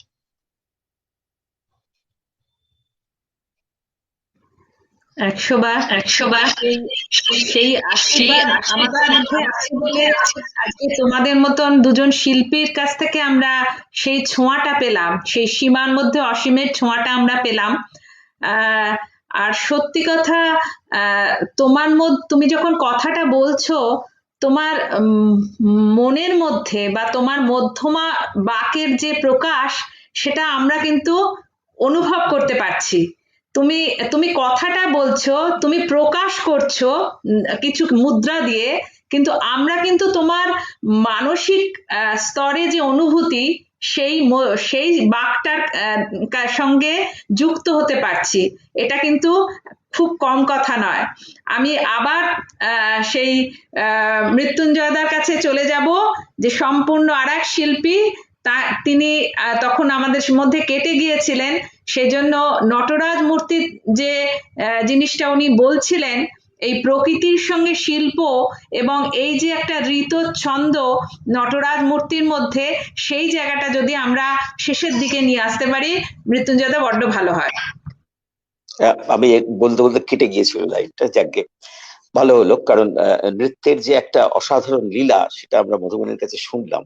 এবং নটরাজ যার প্রতিরূপ, নটরাজ যার সিম্বল। তো কিন্তু বিজ্ঞানীরা নটরাজের এন্টায়ার সিম্বলিক প্রেজেন্টেশনকে বিজ্ঞানের একটা বিরাট প্রকাশ হিসেবে ধরে নিয়েছেন। এবং কোন বিজ্ঞানীরা? ফিজিসিস্ট, যারা মানে আমাদের এই সমস্ত বিশ্ব ব্রহ্মাণ্ডের চালচলন নিয়ে কাজ করছেন। তো তারই একটা এক্সাম্পল হচ্ছে এই নটরাজের মূর্তি সার্ন বলে জেনিভাতে একটা জায়গা, একটা ল্যাবরেটরি তৈরি হয়েছে, যেখানে অণু পরমাণুর বিষয় নিয়ে গবেষণা করে চলেছে কনস্ট্যান্ট সারা পৃথিবীর বিজ্ঞানীরা। সেই খোঁজ, তাকে খোঁজার জন্যে, সে কে? সেই ঈশ্বর কণা। হ্যাঁ, এই তারা দেখলো যে এই যে সমস্ত পার্টিকলস, এই যে অণু পরমাণু, সাব পার্টিকলস, ম্যাটারের যে সমস্ত সাব পার্টিকলস, তাদের মধ্যে কনস্ট্যান্ট একটা মুভমেন্ট চলেছে এবং তারা কনস্ট্যান্ট ভাঙছে, গড়ছে, তৈরি করছে। তার সঙ্গে নটরাজকে তারা মিলিয়ে দিল। আজকে সার্নে যারা গেছে, গিয়ে দেখবে নটরাজের বিরাট মূর্তি সেখানে স্থাপিত করা হয়েছে। সেই নটরাজ ঢুকতে গিয়ে প্রথমে নটরাজকে দেখতে হবে এবং সমস্ত বিজ্ঞানী সেই নটরাজের কাছে আনত যে সৃষ্টিকলার এক অসম্ভব রহস্যের প্রকাশ এই এক মূর্তির মধ্যে দিয়ে। সুতরাং আমাদের সেই খোঁজ সবকিছুর মধ্যে মধুবনী যা বললো সেই খোঁজ খুঁজে চলেছি আমরা। আমি শেষ করবো আমার কথাটা রবীন্দ্রনাথেরই আর একটা কবিতার কতগুলো লাইন দিয়ে। আমি তারই খুঁজে বেড়াই যে রয় মনে আমার মনে। সবই তো আমার মনে। সে আছে বলে আমার আকাশ জুড়ে ফোটে তারা রাত্রে, তারা রাতে, প্রাতে ফুল ফোটে রয় বনে আমার মনে। কি সেই তারা, সেই মহাবিশ্ব ব্রহ্মাণ্ডের বিস্ময়, কি সেই ফুল যে আমার হৃদয় বনে ফুটছে। সে আছে বলে চোখের তারার আলোয় এত রূপের খেলা, রঙের খেলা, অসীম অসীম সাদা কালোয়। কি অপূর্ব বর্ণনা! সমস্ত শিল্প এবং সৃষ্টিতত্ত্বের কথা এই 4টে লাইনে বলে দিল মহাকবি। এবং সেইখানেই আমি শেষ করছি যে আমরা যারা সৃষ্টিতত্ত্ব নিয়ে শিল্প নিয়ে কাজ করি তার সবসময় আমরা খুঁজে বেড়াচ্ছি, কিন্তু তারই খুঁজে বেড়াই যে রয় আমার মনে আমার। থ্যাংক ইউ, ধন্যবাদ। এই অন্বেষণ চলবেই আমাদের। আমি একটা ছোট্ট এই প্রসঙ্গে একটা গল্প বলি। আমরা যে আবাসনে থাকি সেখানে আমাদের সৌভাগ্য হয়েছিল একসময় পণ্ডিত বিরজু মহারাজজি এখানে একটা ফ্ল্যাট পেয়েছিলেন। তো ছাদে হাঁটতে হাঁটতে আমি হঠাৎ দেখছি, আমি তো বুঝতে পারিনি যে একজন অত বড় মানুষ এখানে ছাদে ঘুরবেন। আমি ভাবছি ভদ্রলোককে ভীষণ চেনা কেন লাগছে। আমি দেখছি ওই যে বিকেলবেলা সন্ধ্যা হয়ে আসছে, পাখিরা সব ফিরে যাচ্ছে, ওই যে মুভমেন্ট গুলো কখনো 3 কখনো 2 কখনো উনি ওই মুভমেন্ট গুলোর সঙ্গে সঙ্গে কিন্তু ছন্দটায় করছেন। আমি ভাবছি ভদ্রলোককে ভীষণ চেনা লাগছে। তারপরেই যখন পরে সেই দিন সন্ধ্যায় আমরা কমিউনিটি হলে যখন শুনলাম পণ্ডিত বিরজু মহারাজজি আজকে লেকচার ডেমনস্ট্রেশন দেবেন, তখন আমার মানে সম্বিত ফিরে পেলাম, হ্যাঁ ওটা তো বিরজু মহারাজজি ছিলেন। আচ্ছা, তখন বুঝলাম যে ওই ছন্দগুলো 1 2 3 4 5 1 2 3 এই কন্টিনিউয়াস এই যে মুভমেন্ট গুলো, এই প্রকৃতির সঙ্গে উনি সেই ছন্দের খেলা করছেন। সেই ঋতুকে বোধহয় উনি সর্বক্ষণ সমস্ত দিন সমস্ত শরীর দিয়ে উনি আর কি মানে বোধ করেন, এবং যার জন্যে উনি এত সুন্দর একটা উদাহরণ দিয়েছিলেন। আমি এটা অনেকবার হয়তো বলেছি, আরেকবার বলতে ইচ্ছে হচ্ছে। এই যে আমাদের 16 মাত্রার যে 3 তাল, সেইটাকে উনি একটা রাস পূর্ণিমার এর সঙ্গে প্রকাশ করেছিলেন। রাস পূর্ণিমাতে কৃষ্ণ হচ্ছেন একা আর গোপিনীরা তাকে ঘিরে রয়েছেন। এই এক একজনকে ঘুরছেন, আবার তিনি কিন্তু তার জায়গায় তার সার্কেলে এসে ঘুরছেন, এবার পুরোটা এসে তিনি কিন্তু ঘুরছেন, এইভাবে চক্রদাব তেহাই। এবং সেই তার বলবাণী, আমি সেদিন মনে হয়েছিল ইনি ঈশ্বরের জায়গায় পৌঁছে গেছেন সত্যিকারের। সঞ্জয় কিছু বলবে? সঞ্জয়। হ্যাঁ, মানে আমি তো মন্ত্রমুগ্ধের মতো শুনছিলাম মৃত্যুঞ্জয়দা প্রথমে, তারপরে মধুবনীর তো প্রত্যেকটা শব্দ তো একদম, আমি তো বলবো যে পড়া পশ্যন্তি কি একদম পশ্যন্তি পড়ার জায়গা থেকে হয়তো উঠে আসছে। মানে প্রত্যেকটা আমি অনেকদিন পরে মধুবনীর কথা শুনলাম আর কি। সে প্রত্যেক every word is becoming a mantra. So এটা আমার কাছে মনে হলো। তো আমার দুটো কথা শুধু বলার ছিল, দুটো জিনিস। এরা এই একটা মৃত্যুঞ্জয়দার নিরিখে, একটা মধুবনীর নিরিখে। সেটা হচ্ছে গিয়ে মৃত্যুঞ্জয়দা দা ভিঞ্চির কথা বললেন। এখানে আমি এই IIM একটা কোর্স পড়াই, ম্যানেজমেন্ট অ্যান্ড লিবারাল আর্টস বলে। সেখানে দা ভিঞ্চিকে আমি ভীষণভাবে প্রজেক্ট করি আর কি, রবীন্দ্রনাথ এবং দা ভিঞ্চি দুজনকে। দা ভিঞ্চি 7টা প্রিন্সিপালস দিয়েছিলেন, 7 principles of creativity and learning, যেটা নিয়ে খুব গবেষণা হয় আজকে কিন্তু শিক্ষা জগতে, ম্যানেজমেন্টের জগতে। আমাদের দেশে খুব একটা হয় না, বিদেশে খুবই হয়, আমি সেটা জানি। এই 7টা প্রিন্সিপাল ইটালিয়ান শব্দে হচ্ছে গিয়ে, প্রথমটা হচ্ছে কিউরিওসিতা, যে curious approach to life and always eagerness to learn and continuous learning. দ্বিতীয় হচ্ছে ডিমনস্ট্রাজিও, সেটা হচ্ছে গিয়ে মানে demonstration, test knowledge through experience and ability to learn from mistakes. তৃতীয় হচ্ছে সেন্সাজিও, সেটা হচ্ছে গিয়ে keep your sense organs alert and completely open and ready to receive. Otherwise sense organs ঠিক মতো রিসিভ না করলে তো ব্রেনে প্রসেসিং ঠিক মতো হবে না, নলেজটা আমরা যেটা পাবো সেটা কিন্তু মানে হাফ বেকড নলেজ হয়ে যাবে। চতুর্থ উনি বলেছিলেন আজকের দিনে ভীষণ প্রয়োজন সুমাতো, SFUMATO, সেটা হচ্ছে গিয়ে competence to handle ambiguities, complexities and uncertainties. আজকে আমরা VUCA ওয়ার্ল্ড বলে একটা কথা বলি, volatility, uncertainty, complexity and ambiguity, তাকে হ্যান্ডেল করার কম্পিটেন্স 500 বছর আগে উনি কিন্তু বলে গেছেন এই সুমাতো প্রিন্সিপালের মধ্যে দিয়ে। পঞ্চম হচ্ছে গিয়ে আর্টে সায়েন্সা, যেটা মৃত্যুঞ্জয়দা বলছেন যে he was the most perfect probably exemplar of কি বলবো left brain and the right brain.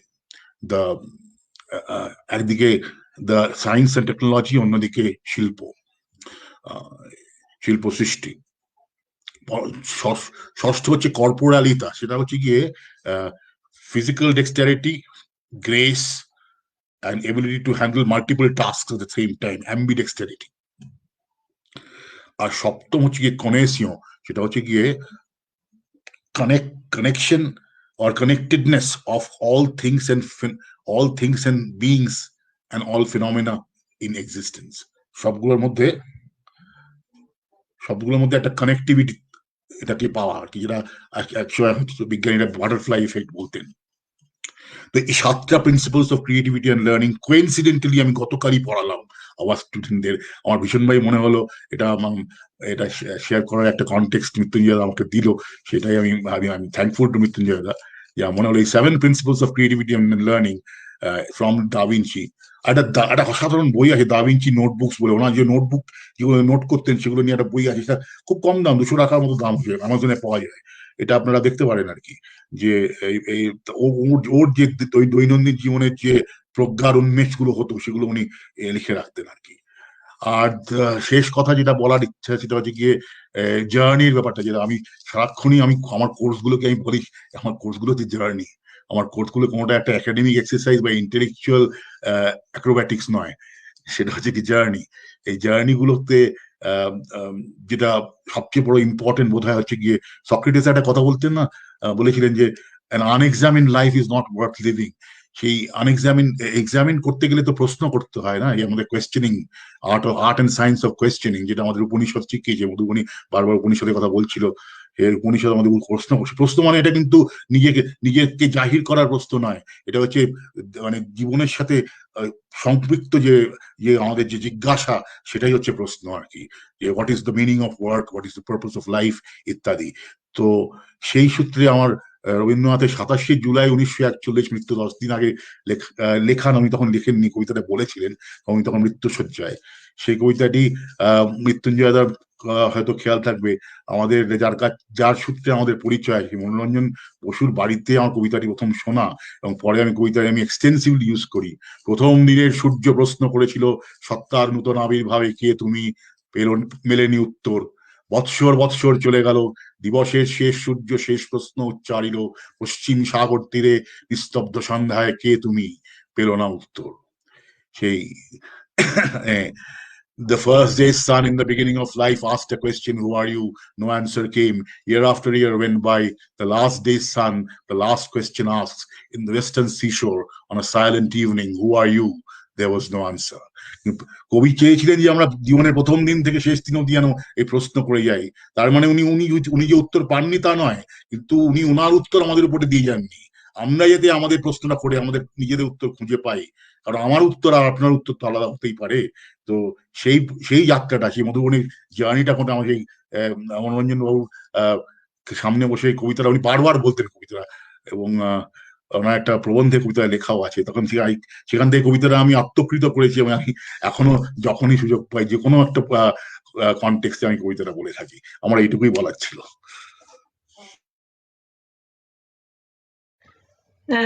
আমি দুজনকেই অনেক ধন্যবাদ, অনেক আমার অন্তরে শ্রদ্ধা জানাচ্ছি। শুধু শেষ করার আগে একটা জিনিস দর্শকদের কাছে বলে রাখি, আগামী রবিবার 14ই ফেব্রুয়ারি আমরা এই অনলাইন মিটিং করছি না, তার কারণ আমরা এবারে ফিজিক্যালি একটু মঞ্চে মানে অনুষ্ঠান করার জন্য প্রস্তুত হয়েছি। এত কিছু সমস্যা, এত কিছু ঘরবন্দি, এত দুঃখ, এত রকম মৃত্যু, অনেক কিছু আমাদের উপর দিয়ে হয়তো শেষ 10 মাস 11 মাস ধরে আমরা ভোগ করেছি, কিন্তু এবার হয়তো শিল্পী, তার তো এটা পারফর্মিং আর্ট, তাদের মধ্যে এখন খোঁজ আসছে যে আমরা মঞ্চটাকে তাদের কাছে বোধহয় আনন্দ দেয়। হ্যাঁ, মধুবনীর যেমন অন্তরের ওই জায়গাটাতে মানে আনন্দ পায়, তাদের অনেক শিল্পী আছে তারা হয়তো ওই মঞ্চটাকে বেশি প্রেফার করেন, তাই জন্য তারা রিকোয়েস্ট করেছিলেন বলে আমরা ঋতচ্ছন্দের যেটা ফাউন্ডেশন ডে বা প্রতিষ্ঠা দিবস, সেই দিন আমাদের গুরুদেব আচার্য সৌমেন্দ্রনাথ ব্রহ্মচারীকে শ্রদ্ধা জ্ঞাপনের জন্য কলকাতার আইসিসিআর এ একটা অনুষ্ঠানের আয়োজন করেছি। তাতে প্রথমে একটা কণ্ঠসঙ্গীত আছে, যে পণ্ডিত অজয় চক্রবর্তীর ছাত্র দেবর্ষী ভট্টাচার্য, সে কণ্ঠ মানে ক্লাসিক্যাল ভোকাল মিউজিক গাইবে। তারপরে এবং তার সঙ্গে আছে পণ্ডিত সুভাষিস ভট্টাচার্যের তবলা, এবং তারপরে আছে চন্দ্রচূড় ভট্টাচার্যের সেতার এবং তার সঙ্গেও তবলা, এবং লাস্ট যে অনুষ্ঠানটা সেটা অত্যন্ত আকর্ষণীয় অনুষ্ঠান। আমাদের এই ভারতীয় নৃত্য ধারার 5টা যে ক্লাসিক্যাল ফর্ম আছে, সেই 5টা ফর্মের কে মিলিয়ে একটা জিনিস তৈরি হবে সেই দিন মঞ্চে। তার নাম দেওয়া হয়েছে পঞ্চবর্ণ। ভারতনাট্যমে আছেন বিদুষী অনিতা মল্লিক, কত্থকে আছেন গুরু অসীম বন্ধু ভট্টাচার্য, মণিপুরীতে বিম্বাবতী দেবী, কথাকলিতে রম্মানী রায় এবং প্রলয় সরকার, এবং ওড়িশিতে রাজীব ভট্টাচার্য এবং অর্ণব বন্দ্যোপাধ্যায়। আপনাদের সকলের কাছে আমাদের অনুরোধ, যারা যারা আসতে পারবেন, আমরা সেই কোভিড নিয়মবিধি মেনেই যেটুকু সম্ভব আমরা সকলকে আমন্ত্রণ জানাচ্ছি, কিন্তু একটু আমাদের মেসেজ করে জানাবেন। আগামী রবিবার 14ই ফেব্রুয়ারি পৌনে 6টায় আইসিসিআর এ এই অনুষ্ঠান হবে। আবার শেষ করার আগে মৃত্যুঞ্জয়দা এবং মধুবনীকে অনেক ধন্যবাদ আজকের এই আমাদের সেই ছোঁয়াটা দেওয়ার জন্য, আধ্যাত্মিকতার সেই ছোঁয়া তোমাদের বলার মধ্যে পেলাম। আজকে শেষ করছি, শুভরাত্রি।